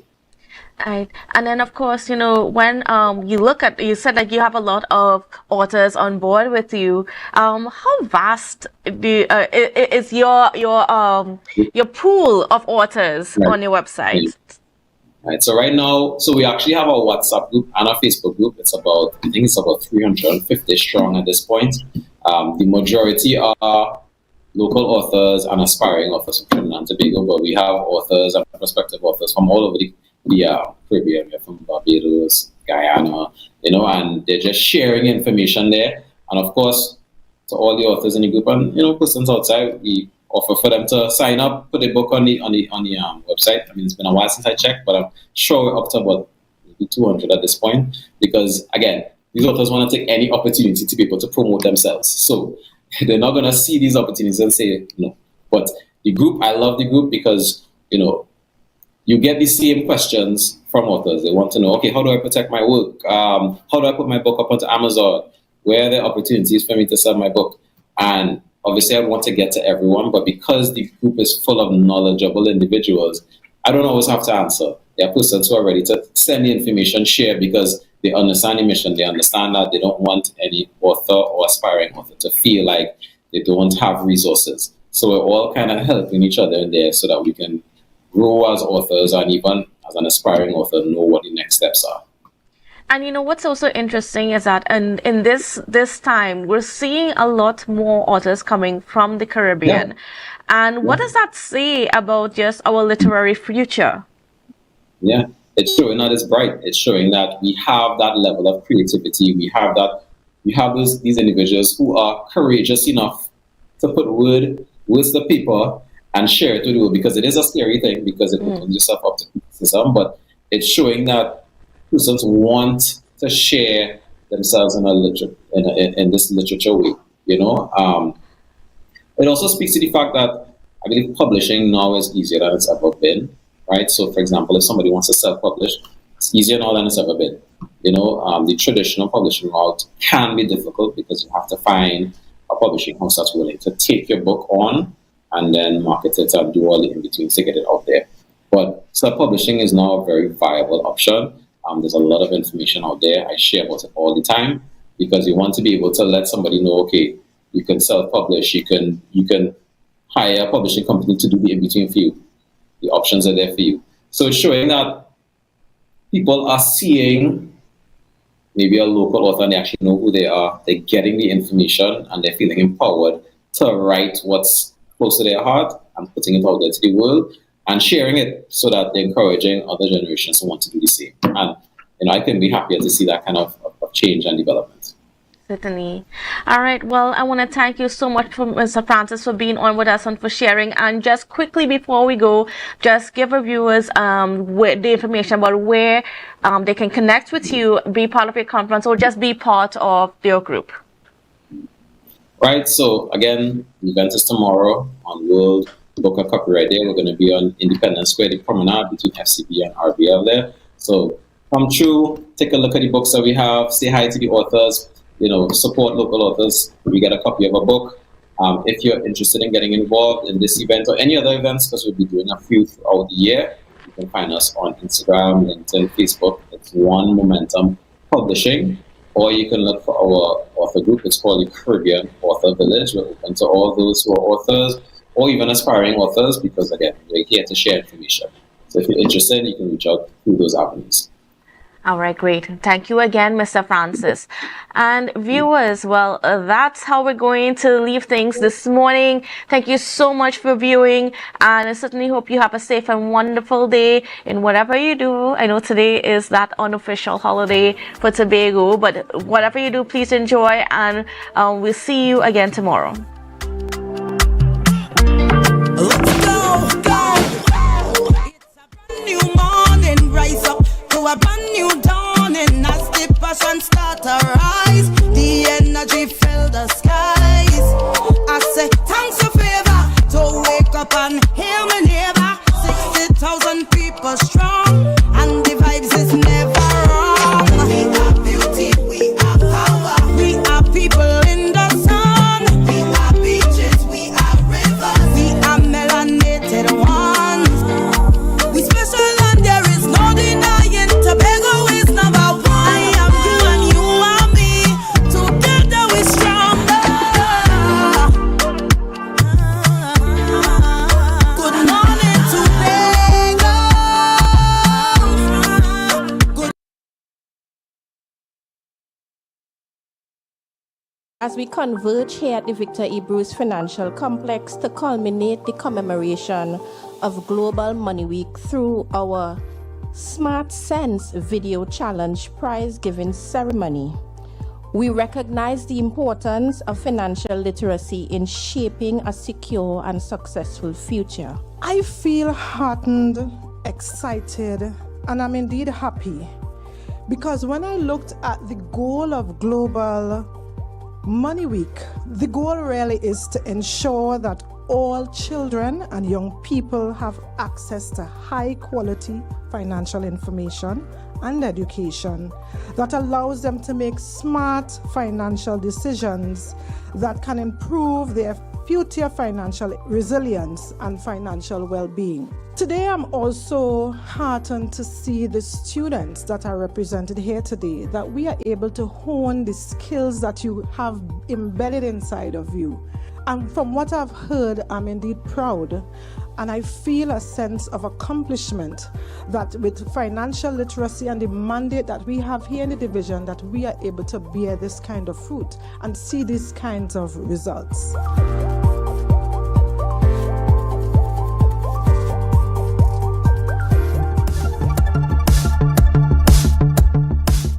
That was a production of the Department of Information, Office of the Chief Secretary, Tobago House of Assembly. TNTech is pleased to advise that its Roxborough Service Center has reopened. Starting Monday, 10th March, customers can once more visit the Roxborough Administrative Building to pay TNTech bills, request new connections, and more. TNTech, powering the nation into the next generation.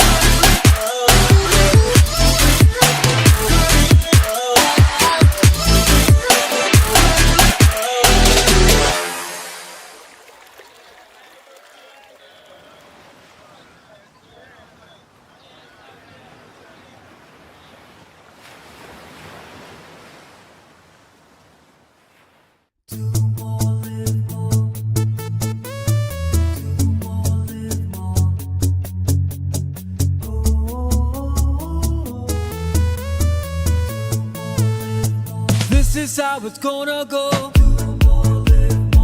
They better look up below, 'cause this is your show, and everybody's gonna know.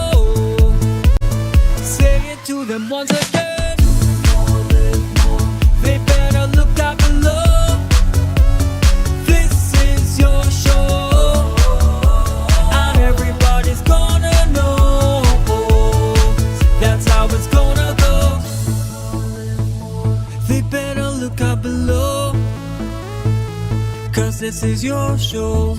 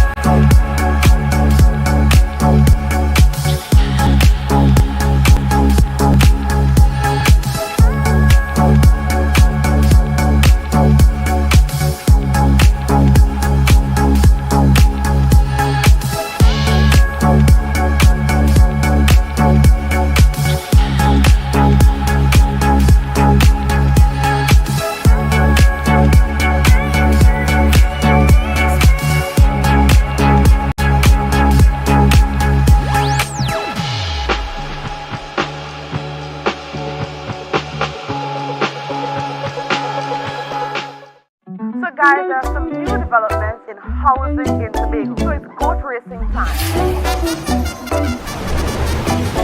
This is 116, the show that keeps you in the know with all things Tobago House of Assembly. Each week, 116 delivers a fun and engaging overview of the latest developments, achievements, activities, and events of our dynamic assembly. So join me. Let's dive into the Tobago House of Assembly's Week in Review right here on 116.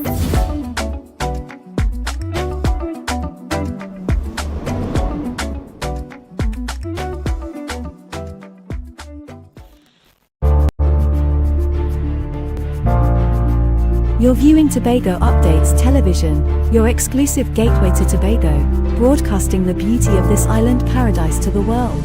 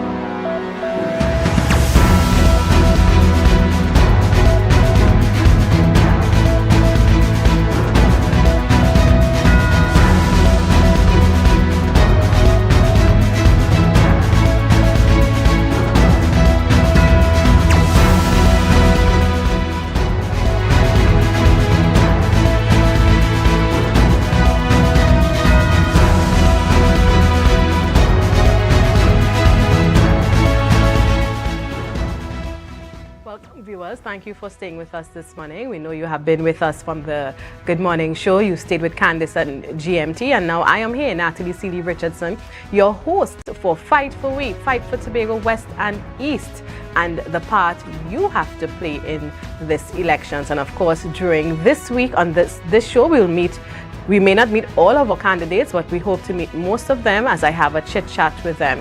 Who they are, we get a little, to know more about them, their policies they would like to introduce, their philosophy as they vie for representation, whether it's for Tobago East or Tobago West. So if you are now joining us, I welcome you this morning, and we will be here for the rest of this week from 9 a.m.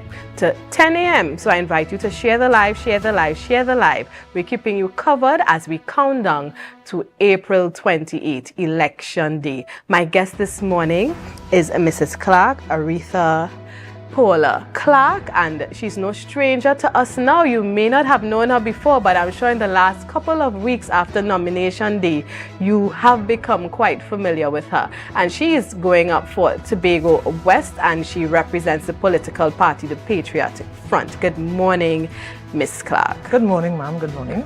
And we are so happy to have you. And of course, for viewers who may be now viewing for the very first time, now trying to catch up, I was talking to a friend and we were laughing, all things election-wise may have shut down for the Easter weekend because Tobago has so many activities, but we have to pick back up. And even in Tobago, I think it's the only place in the world that has an Easter Tuesday. There's a lot of activities today as well. But this is very important to us as a people, and we have to continue talking about it, understanding who's going up to represent us. And it's always a pleasure to have a candidate who can make time to sit with us and talk to our viewers so that they can learn and hear more about you and what you are presenting. It's my pleasure being here. So let me start off, of course, tell us a little bit. I believe I heard you talk about your social work background. So tell us a little bit about your profession. Okay, then. But I work with the Tobago House of Assembly, Division of Health, Wellness and Social Protection. I'm a program coordinator. So I'm in charge of a unit that deals with the elderly. Right. And I've been there 13 years now in that capacity as the program coordinator. I've functioned at facilitating conferences, or not conferences, but part of conferences. Right. On my part-time, I do, as a social worker, I love to do volunteer work. So there's the Aretha, the other part of the social work. It's a social work, we have to be volunteers first, right?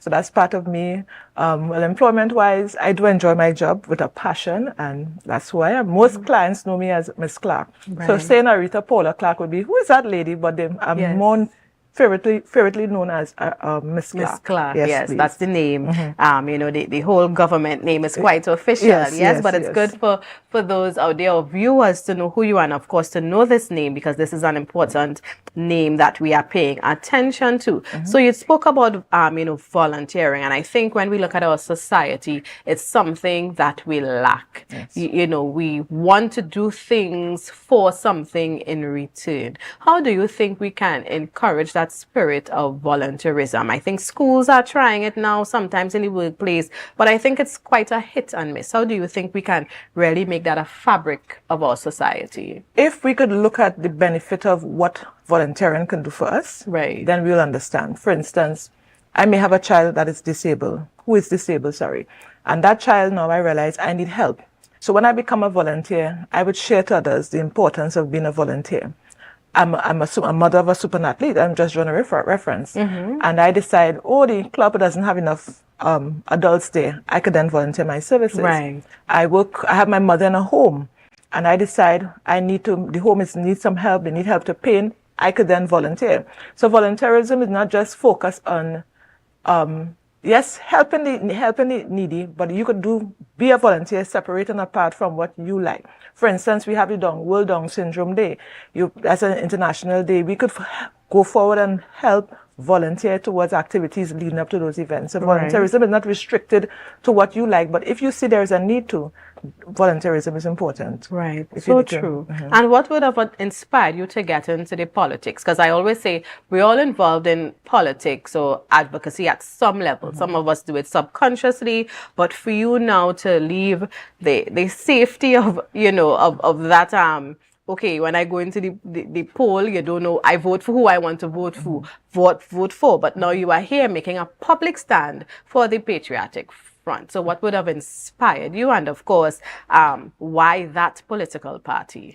My inspiration came from within, whereby I saw myself not just being part of politics first, but looking at what politicians do to others. Right. So I've observed when persons go for assistance, they get turned away. Sometimes something simple. Many times I take money out of my pocket, max out my credit card sometimes to help. So I said, is it that because we have the power, we tell ourselves we can't help others? So I said, Aretha, give it a try.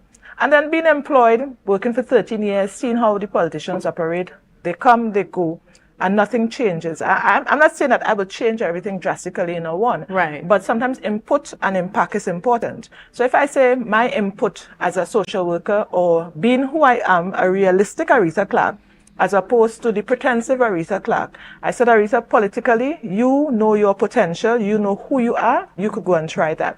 My impact, how do I see myself impacting in politics, going into politics, leading up to politics? I said, Aretha, you have the tenacity that you like to stand firm. You are assertive. You like to, people say I like to argue, but not that. I like to get the point across. Right. And if it's not clear, I like to take my time to explain. And I find myself looking at other politicians. People ask questions and they get shut down. Yes. For me, going into politics, I think people must understand what is my role going into politics. And for example, I remember being down on the Pigeon Point Beach and the gentleman saying, Miss Clark, if we vote for you and you win, we want to see you there 4 times a year. Realistically, I said 4 times, but I said that's good because some people don't see politicians not until every 5 years. Right. So going into the politics for me is that I have to be that people person. I have to be that person on the ground and being there for them. Mm-hmm. And that is so important. I think, you know, as you met the gentleman who pointed out to you that presence. Sometimes, you know, we know when it's election time because we see the walkabouts, and you often wonder where is your representative prior to that and even after you would have elected them. But why the Patriotic Front? I looked at the humanitarian approach. I look at their emphasis wasn't on this party and getting money and money. They wanted money. They were about the people. I've seen their focus on animal rights and domestic violence rights, and I see, but those are my core areas. And then when I saw several videos 3-4 years ago of the political leader going around to communities, and they're saying, oh my goodness, we need a change. So I said, wait, if they're interested in her, would they be interested in with me being a candidate in Tobago? So I said, Patriotic Front is new. Right. Tobagonians want a change. We fed up of the red, the yellow, the different codes. And I'm saying, if I could come with a progressive code, that would be most important. So I said, Patriotic Front, I will be there for you. I'll be one of your candidates here in Tobago, and here I am with the Patriotic Front.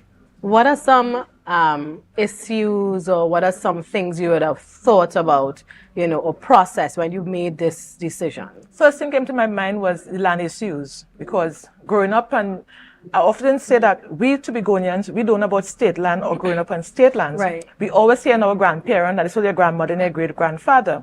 So coming down now, when I see that many of us are losing our titles to a defective clause in a law, or something that needs to be amended. And I said, Aretha, but wait, you could be part of that amendment if given the opportunity. So I said that land issue has been pending so many years. People come, people go. But I realized I've not heard an emphasis on land issues. While I was at Caveville in 2010, I felt so elated. I heard the politicians talking about debates in Parliament about the land issues, and then I recognized it's not a Tobago issue, it's a national issue. Right. So when I realized, I said, but wait, that is one thing I'm not hearing at all. I'm hearing land issues, but I'm hearing other parties speaking about state land, but we Tobago, are we not about no state, and are we own? Right. So I'm saying, I thought they would have been mentioning about legislation for us to get proper titles to our property. Right. So that's what one of my main emphasis was on as well. Similarly to domestic violence, I recognize that they have been speaking, the Patriotic Front have been speaking about domestic violence. And I said, Aretha, so many hidden persons or victims are out there and unable to come forward. And I said, you haven't been through that for almost 10 years via the court system in particular. Right. I said, if you could be the forefront for women, and you are the one to empower, motivate women to come forward. And it's not just empowerment, it's to bring an action so that when women come together and men, because men are subject to domestic violence abuse as well. Right. So I am here to say, listen, it's not you alone in the race, and I am with Patriotic Front and other Trinbagonians by extension, and I'm saying we could discuss domestic violence going forward. And it's not about the talk shop, no, we need to see more action. Because I've seen legislation have passed, and we say we'll imply this and do this, do that, and later on you see protection orders have been broken. For instance, my protection order was broken and 6 years I waited before the court for the matter to be heard. And I got so frustrated. I told the magistrate, listen, could you just withdraw this matter today? If I went through that, my question is, we are saying, I have heard persons say, but there are legislations in place. Are they enforced? Right? We have stipulations that domestic violence matters should be heard within 7 days. But why wait 6 years for a breach of protection order? So that's one of my other concerns that I saw Patriotic had concerns about. And I said, Aretha, you go on par with them. Right. So is it, because, you have young people maybe looking on, or just persons who may want to know how does a party select a person, or is it that you have interest and you say, okay, because I know for some political parties you may see an ad asking persons who may be interested in, representing to come and whatever, and they have their screening. So in your case, was it that you reached out to the party, or the party would have reached out to you? So there was a membership application since 2022. So I would have then applied, and then I've been a member. You will get little weekly emails, and then I would have seen the emails asking for candidate. I say, Aretha Clark, you're now part of the Patriotic Front. You put forward what is required. So they had their application process. We had to get certificate of character, because they ought to ensure that we are not criminally aligned. So one had to get the certificate of character. They asked for your certification, your qualification, your references, like any other job application. So there were requirements. There were, what are your constituency plans for your area? And then they would have selected you for screening. Screening means you go through an interview process. I was drilled for almost an hour and a half about Tobago issues. So you do question any other, as I said, because this is like a job eventually. And you answer the questions, and they will decide, the screening committee will decide whether we'll take this candidate or not, and that's how selection takes place. And when you realize, okay, the party has this confidence in you now to represent Tobago, how did it make you feel? To be honest, I said, I finally passed the exam. It was like an exam to me, because I've been through what people always say in Tobago, my back broad. So I've been through so much. So hearing a victorious news, or it won't shake me or anything, because the battles have been so long that hearing the good news is like, okay, another good news again. So I didn't feel like, finally, and the excitement. There was no excitement much about that good news receiving. And we're talking about you becoming the MP, the Member of Parliament for Tobago, for Tobago West. And you even mentioned, while you were being screened, one of the questions asked was your plans for the constituency. What would you like to see should you be elected in that part of the island? First thing first, I know it will take a while, but a sporting academy. We are seeing too many athletes after Carifta level fall apart. I am seeing where we could take our own, internationally trained athletes, bring them back, especially the ones who are trained in sports medicine, kinesiology, and those fancy degrees that are affiliated with anything with sports, physiotherapy. And we could have them in that institutions. The reason I'm saying sport in academy, most of these children academically are not left behind, but they miss out on classes because you have to attend, Carifta is during the Easter period, but the other sporting events during the academic term. So if you have a sporting academy that is geared towards the children and their academics and have a balance, that would be important. And along with sports, we need to improve the facilities and not just paint and build over a wall. For instance, I see down at Shaw Park, it's now blocked out for the public view. My opinion is that we have one basketball court, one netball court. If we have to attract any sporting activity here in Tobago with regard to netball and football, one court each, one game at a time, no warm-up court. I am saying we have about 2 or 3 abandoned tennis courts. We could either remove that material, I don't know the name of the material, remove it, and turn that into more netball and basketball court, for instance. I've seen where the football fields are in a deplorable condition, where some have big holes, some have, I see recently some of them throwing some sort of material on the field. But my take on it is that we need to restore majority of those sporting facilities throughout Tobago, but a sporting academy will be my first thing, with emphasis on the youths, because not everybody can make it academically, right? And Tobago has too much talents that we are letting go down the drain, especially in the sporting arena. And let's continue looking at your role as a Member of Parliament. We know there's a definition, people talk about it, and I think even many times the electorate is quite unaware of what an MP is supposed to do for them. So in your eyes, how would you define the role of a Member of Parliament?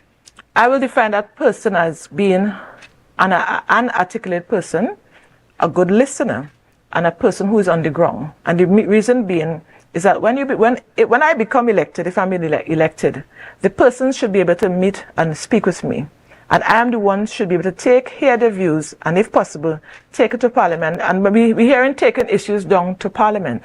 Taking issues mean that I will meet with the various groups, whether concerned groups regarding domestic violence, concerned groups concerning sports in Tobago, infrastructure in Tobago, and then I do a proposal to my political leader, and then we bring it to the Parliament for debate if we have to take it any further thereafter.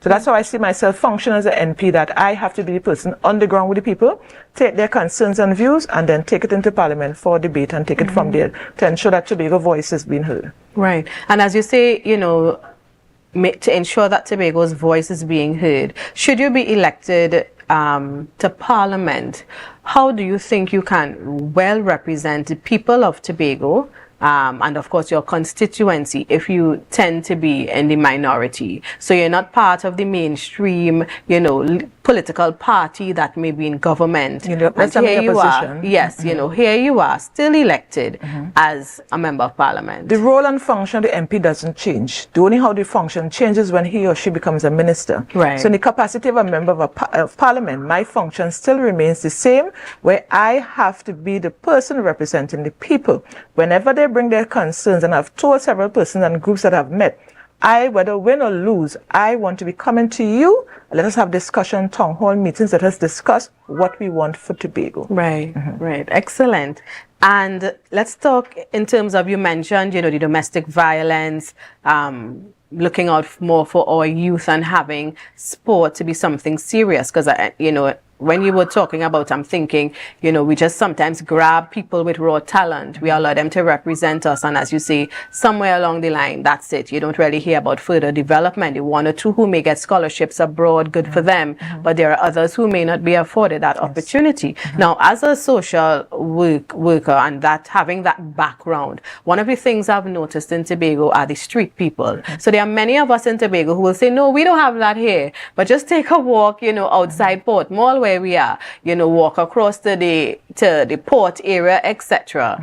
And you encounter, you know, you see some of them actually looking quite young, you see older ones. How do you think you can use your position as MP to address issues like that? Okay, first, my view of homelessness is not just drug addiction.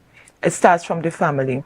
Because now that we are seeing younger persons in the house, on the streets, it indicates that there is some breakdown in family life. So we all know advertisements are important and our voices being heard out there. So we need to have more, at least a group or an agency within the government focusing and making inquiries as to how those persons end up on the streets, because not all persons who we deem as homeless don't have a home. Right. Many of them choose to be on the streets during the day. Right. But rare you can see some of those young people, we rarely see them on the streets at night. Right. The information that I have received that most of the homeless persons we have in Scarborough would have migrated from Trinidad. Okay. I remember asking two questions. One would have indicated I was deported, a female. She indicated that she was deported. She lost her ID card. So what we have to do is do a background check on these individuals first in order to start the assessing and dealing with the homeless. And I would say we need to have a homeless shelter in Tobago. Right. Those individuals should be able to go somewhere and take a shower, have a hot meal, and come out on the street not looking like how they're looking. I went to Crown Point last week, and business persons were complaining to me that at nights when they close their businesses, persons are defecating outside their businesses, and it's causing a health hazard. So those are areas that we have to focus on. So if we have to have night patrol, and not just we saying patrol, we are social workers. And I remember while in Barbados, we were doing a study on the homeless, and we had the escort of the police service, the army, medical doctors and nurses while we were doing the survey, even though we are surveying vagrants to ensure that if someone is critically ill and needed to be hospitalized at that time, we had the facility right there and then to deal with it. So if I'm the MP dealing with that situation, it has to be a team and a collaborative effort in dealing with this in these situations. Let's look at the relationship between central government and the Tobago House of Assembly. Should you be elected and you become a member of Parliament, do you see the need for the relationship to be improved between two parties, and how would you go about that? So you have a political party in charge, no matter whoever. I mean, we're not talking about specifically this current administration, but whoever it will be. We're talking about the Tobago House of Assembly, and you are now a member of another political party in Parliament. How do you think you can, make that relationship work with the people of Tobago? First, I will have to let whoever's in charge of the THA know it's about the people and not about us. Because I'm seeing too much personality clashes, them Trinidadians and them in Tobago. If we are lobbying right now during the election campaign and say, we want to bring change and we want to improve your lives, and Trinidad and the THA administration cannot sit together to discuss issues to improve our lives, therefore we are defeating the purpose of being politicians. Right. So I am saying, if I'm there, even though I have to beg, plead, cry left, right and center, I will be in their throats. I would be saying, not physically, but I would be there telling them, I, Aretha Clark, I want to see the Tobagonian lives improve. If I'm there for 5 years, within the 5 years, we must see Tobagonians smiling, win or lose. So even though I am one party and you are the other, our main objective would have been the people, because we are all saying the people and we want the people to vote for us. But it's not people voting for us, and often persons are asking, what will you do for me after? Yes. And being the MP, I want to sit whether with the Chief Secretary, whether it's monthly, it may not be monthly, but let's say every 2 months by monthly, and we speak and we discuss the way forward, because we're seeing financing and you're saying, oh, they're cutting back money on resources to the THA, and I'm saying, if central government seeing that you are not spending money on the people, obviously they will cut back. And one has to remember, most of our funding are from international organizations, whether WHO, United Nations, whoever, because their main focus is poverty eradication, family development, and a whole list of things to go on.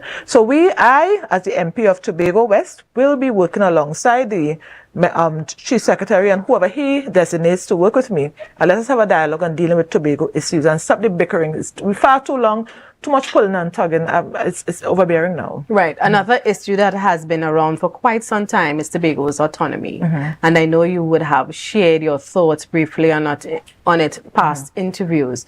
But share with us again, because we always have viewers who may have missed information and may be viewing and learning who Ms. Clark is for the very first time. What's your thoughts on Tobago's autonomy or the fight for that? My first thought is, stop the boat coming to Tobago and see how we survive. We can't.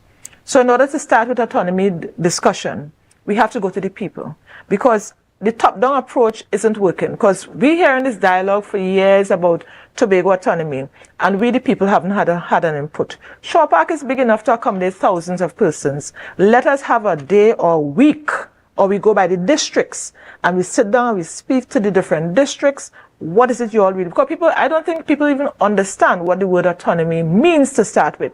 So for me, I would like to see that we have a referendum. We speak with the stakeholders. People misinterpret the word stakeholder. It's us, the constituents. Speak with the constituents first, and then we decide what we want and what we don't want. I distinctly remember the Tobago Agricultural Society, Trinidad and Tobago Agricultural Society started in Tobago in the 1800s. Why did it leave the arms of Tobago and end up in Trinidad? So when we speak in Tobago autonomy, we don't need the politicians alone to have an impact. We need the entire Tobago to come forward and join with us in order to have that discussion. My view on the term autonomy is that Tobago is not ready as yet. We are not independent. We are not liberated. And why I say independent? Studies, we have to leave the island more or less. Banking information, you're in a particular bank, the information has to go to Trinidad, wait 24 hours for approval before it comes back to Tobago. Anything we have to do, more or less, we have a 24-hour delay or more. So I'm saying we have to advocate for that, independence first. So workers within the public service should say, no, we want this in Tobago. Yes, they don't have the right, but you have a trade union to represent you. And we are saying start in Tobago first, and then we take it from there. But which one comes first? They say the horse or the cart, because I'm listening to you and I'm wondering, isn't the reason we're asking for autonomy is so that we can become somewhat more independent to help ourselves? Because, just listening to what's out in the public domain, and as you mentioned, the turnaround time to get certain things done, if we have autonomy, is it that we will now not have to go through that? So clarify for me, because you're saying we need to be more independent before we get to autonomy. But is it that with the autonomy, the independence will come? No, the independence has to come first. Because when we start to feed ourselves first, then we could start. Currently, we don't have a proper wholesale store in Tobago. We had a wholesale market. I don't know what happened to that. We don't have a Price Smart in Tobago. Let's begin with Price Smart. So even if Price Smart has to go, and we do separate from Trinidad, at least Price Smart is still, because we have Price Smart in Barbados and other Caribbean islands. We need to have major businesses in Tobago first before we could say we want that independence. But the major business don't want to come here. We don't have the population to drive it. Exactly. I mean, you have had and that's why I'm asking for clarification, because here we are talking about, being independent, and these are things great if we can have. But when you have major businesses who would have done their research at one point, there was a large supermarket chain who wanted to come to Tobago, but when they looked at the prices of the other large supermarket and the logistics, and we don't have that population drive. Tobago don't even own a bank. Right. What bank could Tobago say that we have on our own for the last 30 years? We don't have a bank of our own. We don't have a proper university of our own. Everything more or less we're doing either online or, as I said, affiliated with Trinidad. When we start to become independent and start our own institutions here in Tobago, then we could say yes, our own headquarters for something. And headquarters doesn't mean a big building, but we in charge of our own affairs. If a licensing office has to close down for a day and we have to rely on Trinidad officers to come to Tobago, we have enough Tobagonians that we could educate, and I always say too, we need proper training of persons, and training meaning, and I admire Barbados for this. If it is that they know they need 10 civil engineers, they ensure among the secondary students who are going abroad, they make sure they get those 10 civil engineers. Right. We are having 300 persons doing management, and where could they fit? Right. So that's the problem. That's one of the issues here. So as I said, independence, we have to create our own. We have financial institutions given funding via the THA, but are they focusing on emphasizing how can we build Tobago? Because building out Tobago doesn't mean people coming in. We could start from within and expand out, but that is our challenge. Independence, we don't have that here in Tobago.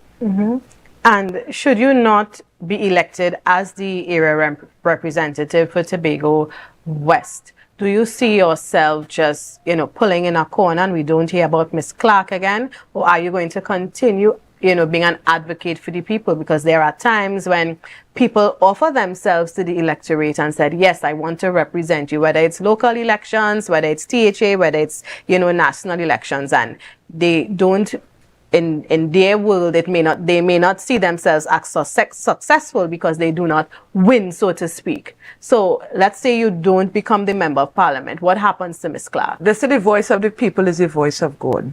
Several persons are saying, Miss Clark, win or lose, we want you in THA election. So that is the push for me. And not just a push.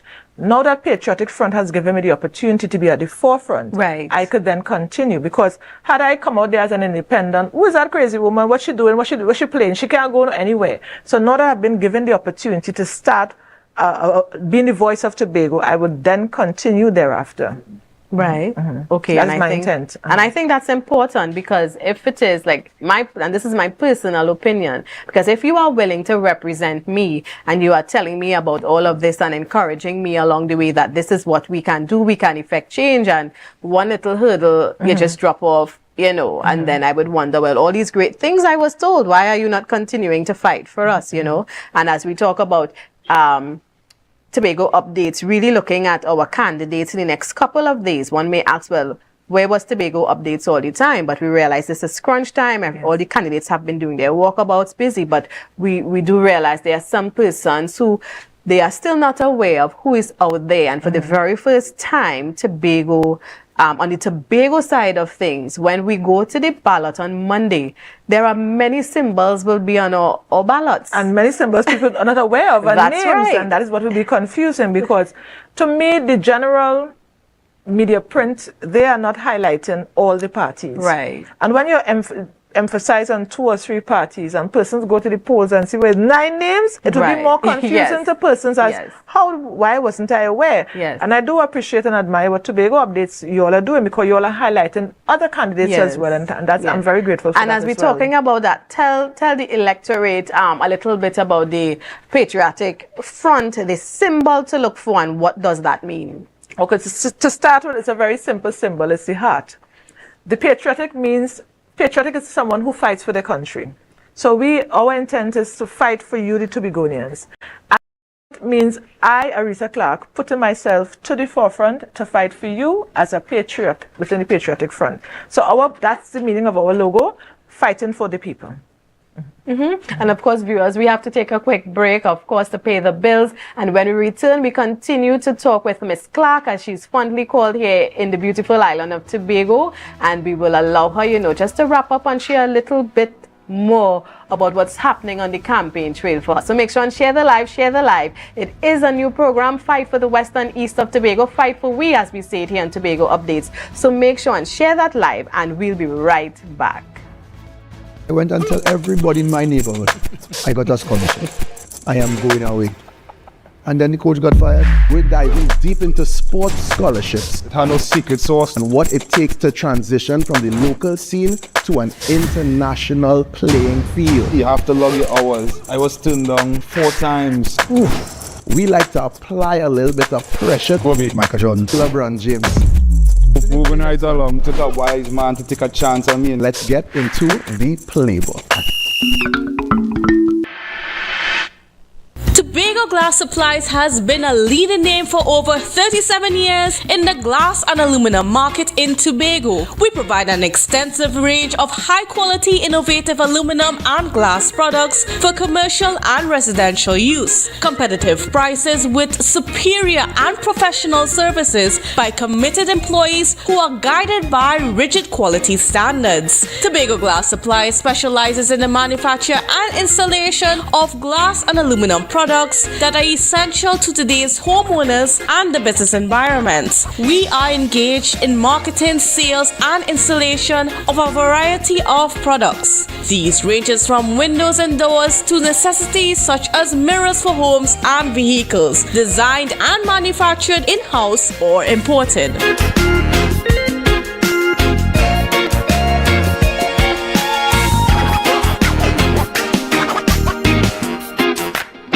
Quartz is well known as the Caribbean's largest retailer, providing consumers for generations with the very best products to enhance their homes. This year, we bring our expertise to businesses. Quartz Business Solutions will serve small, medium, and large companies with the very best products at the most competitive prices, backed by warranties and after-sales support. Hoteliers, office managers, restaurants, and so many more. Quartz Business Solutions, a brand of the Unicomer Group. When the game is on, you don't want to miss the best moments. With AMPLIA TV, you can enjoy our ultimate sports package and watch your favorite games on the go. Stay connected and informed with sports news, scores, and stats with AMPLIA's fastest internet speeds. Up to 1 GB fiber internet, you can stream riveting football action, cricket, NBA games, and much more. With AMPLIA, it's game on. Visit amplia.co.tt or call 800-4663. AMPLIA. Do more, live more.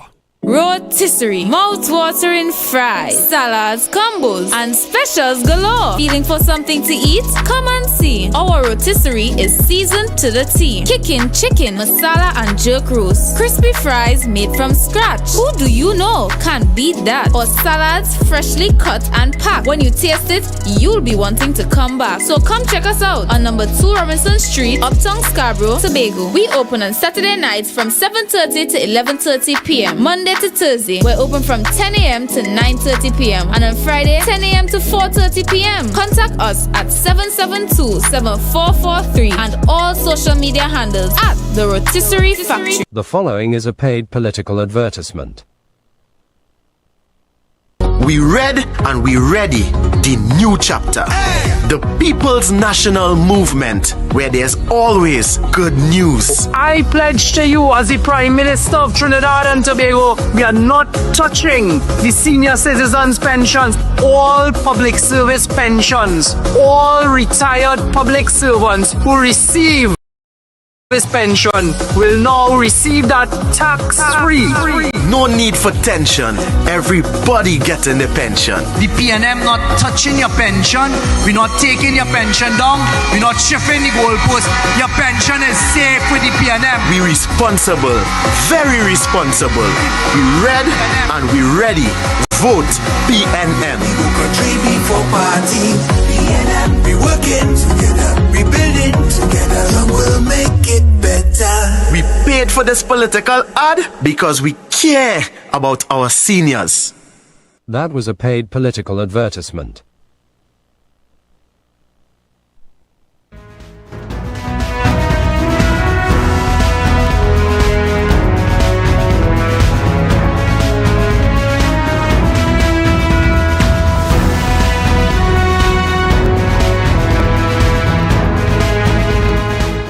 Thank you for staying with us. I continue a very interesting conversation with one of the individuals who has offered themselves to the electorate to represent Tobago and Tobago West. And that, as we say, we call her Miss Clark. She is Aretha Paula Clark, social worker. You've been hearing from her, learning more about, some of the things that she would like to accomplish.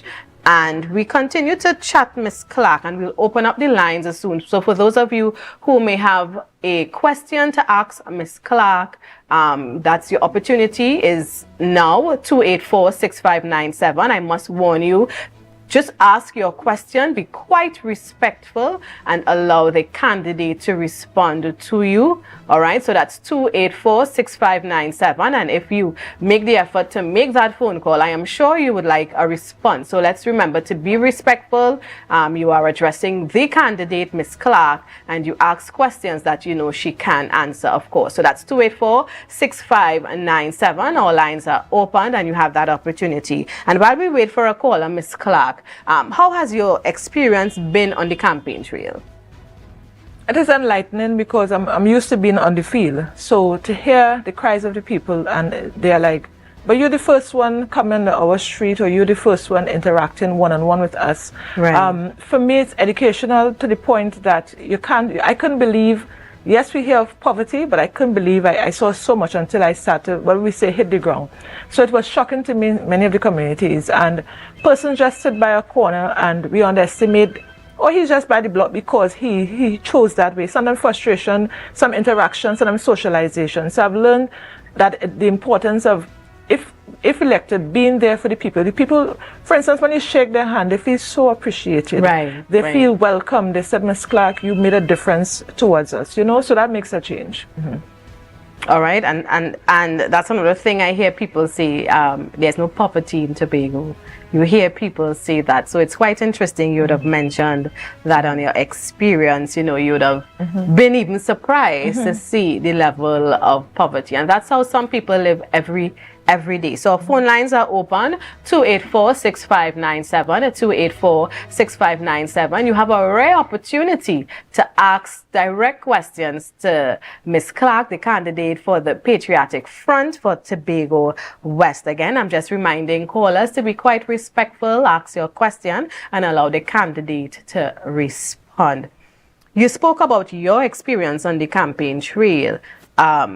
We saw an incident happening between two political parties, one candidate from one party being, and I don't know if I have to use it allegedly, or if it's proven, being assaulted by a member of another political party. Are you fearful when you go about campaigning to know that some of us have gotten to this point? No, I'm not, because I remember one day I was driving around by myself and a lady said, You're not afraid? And I said, no, I'm a Tobagonian first. So I'm not really afraid because when you're trained, you know when the negativity comes, you know when the person raises their voice, when they become violent, you know to tone down the conversation, because sometimes, as it say, it takes two to clap. It takes two hands to clap. Right. So sometimes tone is important when I'm speaking to persons. If I realize someone is shouting at me, I then stop and let them continue the conversation, give them their voice. So you have to learn how to adjust when dealing with persons on the ground. But so far I've never had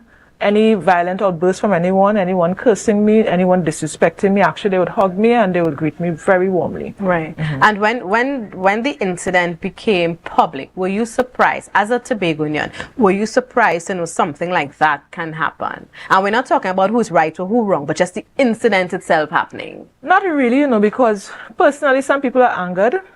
Some people want things their way. So if that is not my party, I will see you. Right. Now come here. Right. So I have seen that. So it is a normal Tobagonian thing, and the next day we shake and we jump up like nothing. But at this election season, and during this election season, we know people are hyped and agitated to the extent that they may become verbal. Because last week I was hearing a cuss out between two, I don't know if it's family warring, and I assume the conversation, not in driving through that, is it? Yes. I assume the conversation was about some family dispute, this political dispute they were having, and all of this and all of that, and I'm laughing, I'm like, why? But then, after elections, we're back to square one. So it's just a normal behavior people look forward to. Right. But do you think it's getting more negative or stronger? Because even hearing, some of our politicians on the campaign trail, and I like to talk to young people, and, we talk about the politics, and one of the things they would point out is the tone and how these adults carry on when they are campaigning, the body language, and they say, Mr. Bacchanal, and I'm saying,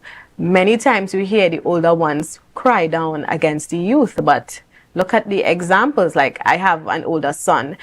He's very interested in current events and affairs, but I don't allow him to watch anything political because I don't like the example being set, because I think if you're dealing with issues, deal with issues and don't bring the personalities into the forefront. Well, my mother taught me something as a child, and it has resonated in my mind until now. She said there are 3 types of people with class. The ones who born with it, the ones who buy it, and the ones who don't have it. So no matter what position some of these politicians may acquire or aspire to become, whatever class bracket they are in within that 3, that is easily identified and shows out in the public. And nothing is wrong with being passionate about what you stand for. I think passion is essential because you can drive your point across. But when you grown people who are asking me to vote for them and name calling and who's stupid and if you follow them, and I'm like, I don't like it, regardless of whatever color the political party is. And I think at some point, many of them are guilty right across the board. I don't like it. And why are we encouraging this? And as you say, the people do it too.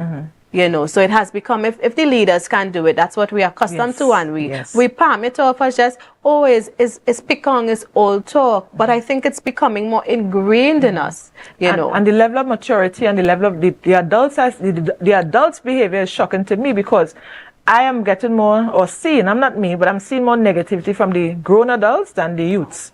And the youths are saying, we don't want to be like that. We want to be, we're not seeing that togetherness. And I think as political parties, or whether we have our indifferences at the political level, personally, and we interact and we go with each other's harvest. So just as how we go to each other's harvest, we should show members of the public that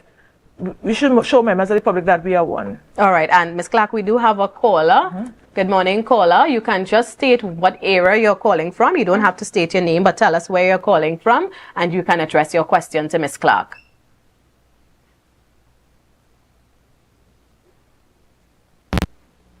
Do we still have that caller on the line? I'm on, right? Yes, go ahead. We can hear you. Good morning. Good morning. Good morning. I just want to congratulate the candidate for the Patriotic Fund. Yes. And I think that she's done a good work. She may not be fortunate to win the election, but I think she's laying the groundwork. And I just want to congratulate her and let's keep up the good works. And what area are you calling from? Well, I'm calling from Scarborough. From Scarborough? Yes. Thank you so much. Do you have a question for the candidate? Well, the question I have for her is that if she's fortunate to be elected, what difference can she bring to the table for Tobagonians? Did you hear the question? Repeat the question a bit louder for us. I said, if she's been elected to serve, what difference can she bring to the table for Tobagonians? Okay, I think we got it this time. What difference can you bring to the table? One, love and togetherness. I have to lead by example. And leading by example is the behavior that we are seeing from the other candidates. I intend to be the genuine Aretha Clark. I intend to be the approachable Aretha Clark, that you should be able to meet me, greet me, speak to me, and humility is important. So I've learned to be humble to my servants, because once you vote me in, you are now my employers. And I've often said, once you vote me in, you are the ones to do my appraisal for the next 5 years. So based on how I perform, you tell me, Ms. Clark, that is not what we want. But on the other hand, I am here to work with the people, for the people, and not just the rhetoric of the same line, for the people and the people. People who know me know I'm a really people, person-oriented person. I'm approachable, and I may not get something done today for today, but once I have time, I will get it done. And that's the person Aretha Clark is. Thank you for your call. All right, thank you, caller. And our number again is 284-6597. 284-6597. If you would like to pose a question to this candidate, now is your time to do so. And as we continue to count down Ms. Clark, I would allow you also, because it's close to our wrap-up time, and I really am thankful you took the time out to sit with us. Again, I think it's important for the electorate to understand who is trying to represent them, who's offering themselves. And this year, it's different for Tobago because we have so many candidates. We have so many persons, right? So it's important to understand who is representing, who has offered themselves for representation. And you understand, as we mentioned even earlier in our conversation here, the party symbol, the names, etc. And I don't know how many of you know, when you go to vote and you put that X on your ballot paper, and people do make mistakes. Do you know that you can repeat the process again? You can come out and tell the person, whether it's the presiding officer or the individual, I made a mistake. I think some of us realize, we do not realize that you can, if you do make a mistake. Of course, you can't continue to make mistakes all morning, but with 9 names listed, different symbols, etc., chances are some people may make a mistake. And of course, you can do that voting process over again once you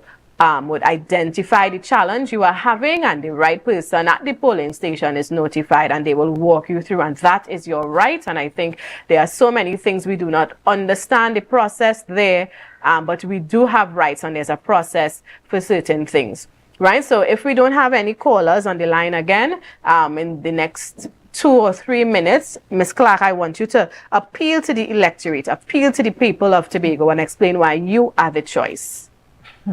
I, Aretha Clark. Why me? I am here because you know me, and if you don't know me, you will know me eventually. I am an open book. I am the person that you can reach out to, because I don't want that when I'm elected, you don't see Ms. Clark, you don't hear Ms. Clark. People know where I live, and even if I move to renovate, you would know where I am. I'm approachable. I am the person that will listen to your concerns and let it get addressed. Whether I have to call high, well, I'll be at that level more or less, not high, but at that level. But I will be able to reach out to the various organizations, NGOs, parties, whoever it is, to make sure you get the service done or provided to. I'm the go-getter kind of person that once you speak to Ms. Clark, nothing is left unturned. And thank you so much. And you heard from Ms. Clark. For those of you who are interested in, how this process is going, you can continue to join us. We are going to be here tomorrow once again at 9 a.m. as we talk about the fight for Tobago West and East. And we are going to meet more of the candidates. You may wonder who is on tomorrow. Well, you have to meet me here at 9 a.m. to find that out. So let your colleagues know, let your family members know about this program on Tobago Updates as we continue our countdown to elections, to Election Day, April 28th. And remember, don't just tell yourself, I ain't going out and vote. This is your right, and somebody would have fought for it. You make your choice depending on the facts available, what you see, but please do not just say, I ain't doing this year, I'm fed up with everybody. It is your right, and exercise that right. But as we look to go, I understand we do have a caller on the line, and I would let us hear this caller. So caller, good morning. Thank you for calling in this morning. Good morning, caller. Hello, good morning. I'm hardly hearing the caller. Hello? Right, I'm hearing you, sir. Good morning. Can you tell us the area you are calling from? Scarborough area. From Scarborough, so we have another Scarborough in the house. You can go ahead and post your question to Miss Clark. Yeah, I was asking Miss Clark. She's been around, and she would hear what the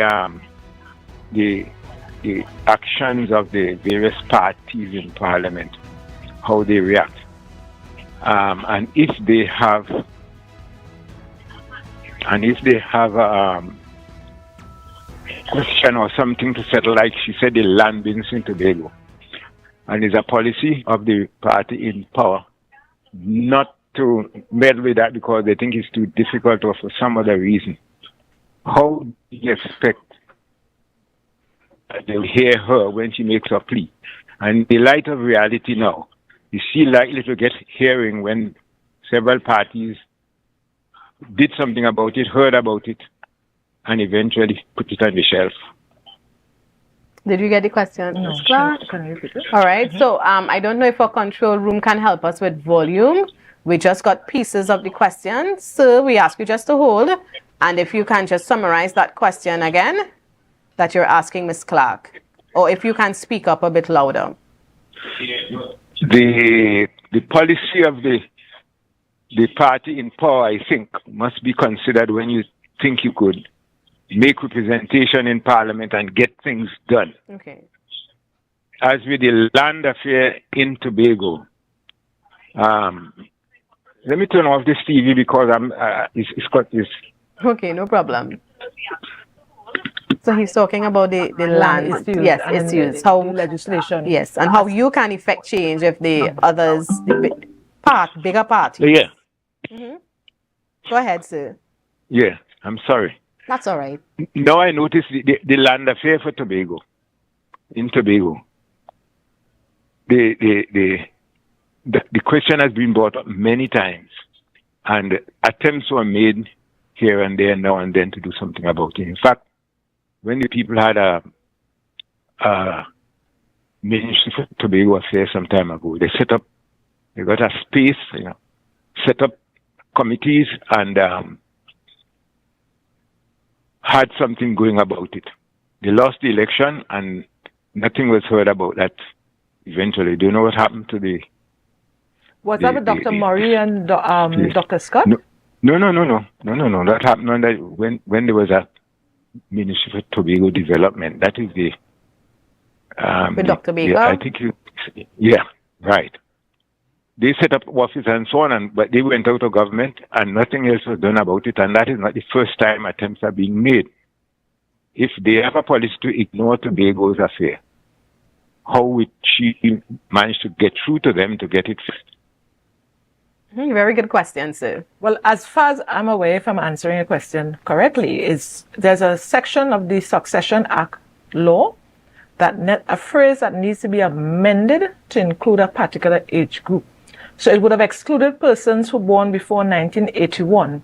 And because of that restriction, many of our foreparents would have fallen into that age group, restricting us from applying for access to properties.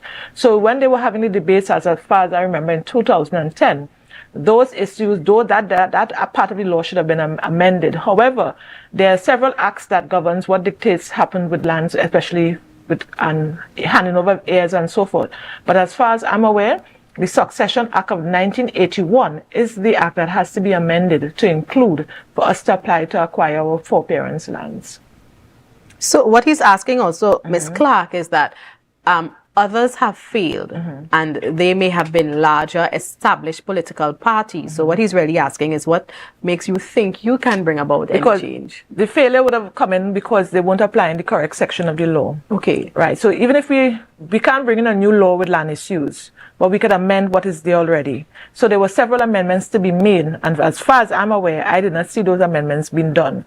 So even if okay, like I'll give an example. My grandfather died in 1963 during Hurricane Flora. So he died intestate without leaving a will, that is. However, the law stated because my mother and my aunt were born before 1981, as of March 1981, they cannot apply for their father's land. So any child born after 1981 now, let me go back a little bit. There's a term used, illegitimate. So because those two were born out of wedlock, and in those days when a child born, you just carry them 6 months after, a year after, and that's the date of the birth and all these kind of issues that we had. Right. So there were no proper documentation. So they are saying after 1981, if a child is born out of wedlock, he or she is now deemed as legitimate. My aunt and my mother were born, even though the wife met my mother and my aunt in being born there before she got into the marriage, the law stated that they cannot acquire their father's property. So we are saying, even if it has been amended, bring it to the forefront. Even if it needs to be amended, just amend that section of the law so that my mother and my aunt and many other Tobagonians who are suffering currently, we could acquire those lands. And in addition, my grandfather was in World War I. And when the Tobagonians came back as being coming back alive, they would have received acres of land. And my grandfather would have received, he was one of the many, and if you go on the mural up at the James Park, he's the only clerk up there. He would have received 10 acres of land. And because of defective titles and people fraudulent deeds and so forth, those things has to be tackled first before that. And that's one of the main reasons why we Tobagonians, because somebody just appear with a deed like that and we don't know how they acquired the deed. So we have to start with that investigation, that legislation, and he's right, if you have a committee to deal with those issues, because that's the reason why the property tax may have been stopped, because too many fraudulent deeds have been circulating, and by extension in Tobago. So I hope your question was addressed, and thank you for calling us this morning. And well, viewers, it's time for us to say goodbye, but not goodbye until, right, we'll be here tomorrow at 9 a.m. So make sure and join this very exciting program, Fight for We, Fight for West and East Tobago, as we continue to hear from our candidates and allow you, the viewers, to ask your questions, raise your concerns, of course, in a respectful manner, and for you to understand all those who have offered, or to know those who have offered themselves for elections. All right, so as we continue to count down, stay with Tobago Updates Television. We're bringing you all the action as we count down to elections April 20th. Thank you for staying with me this morning.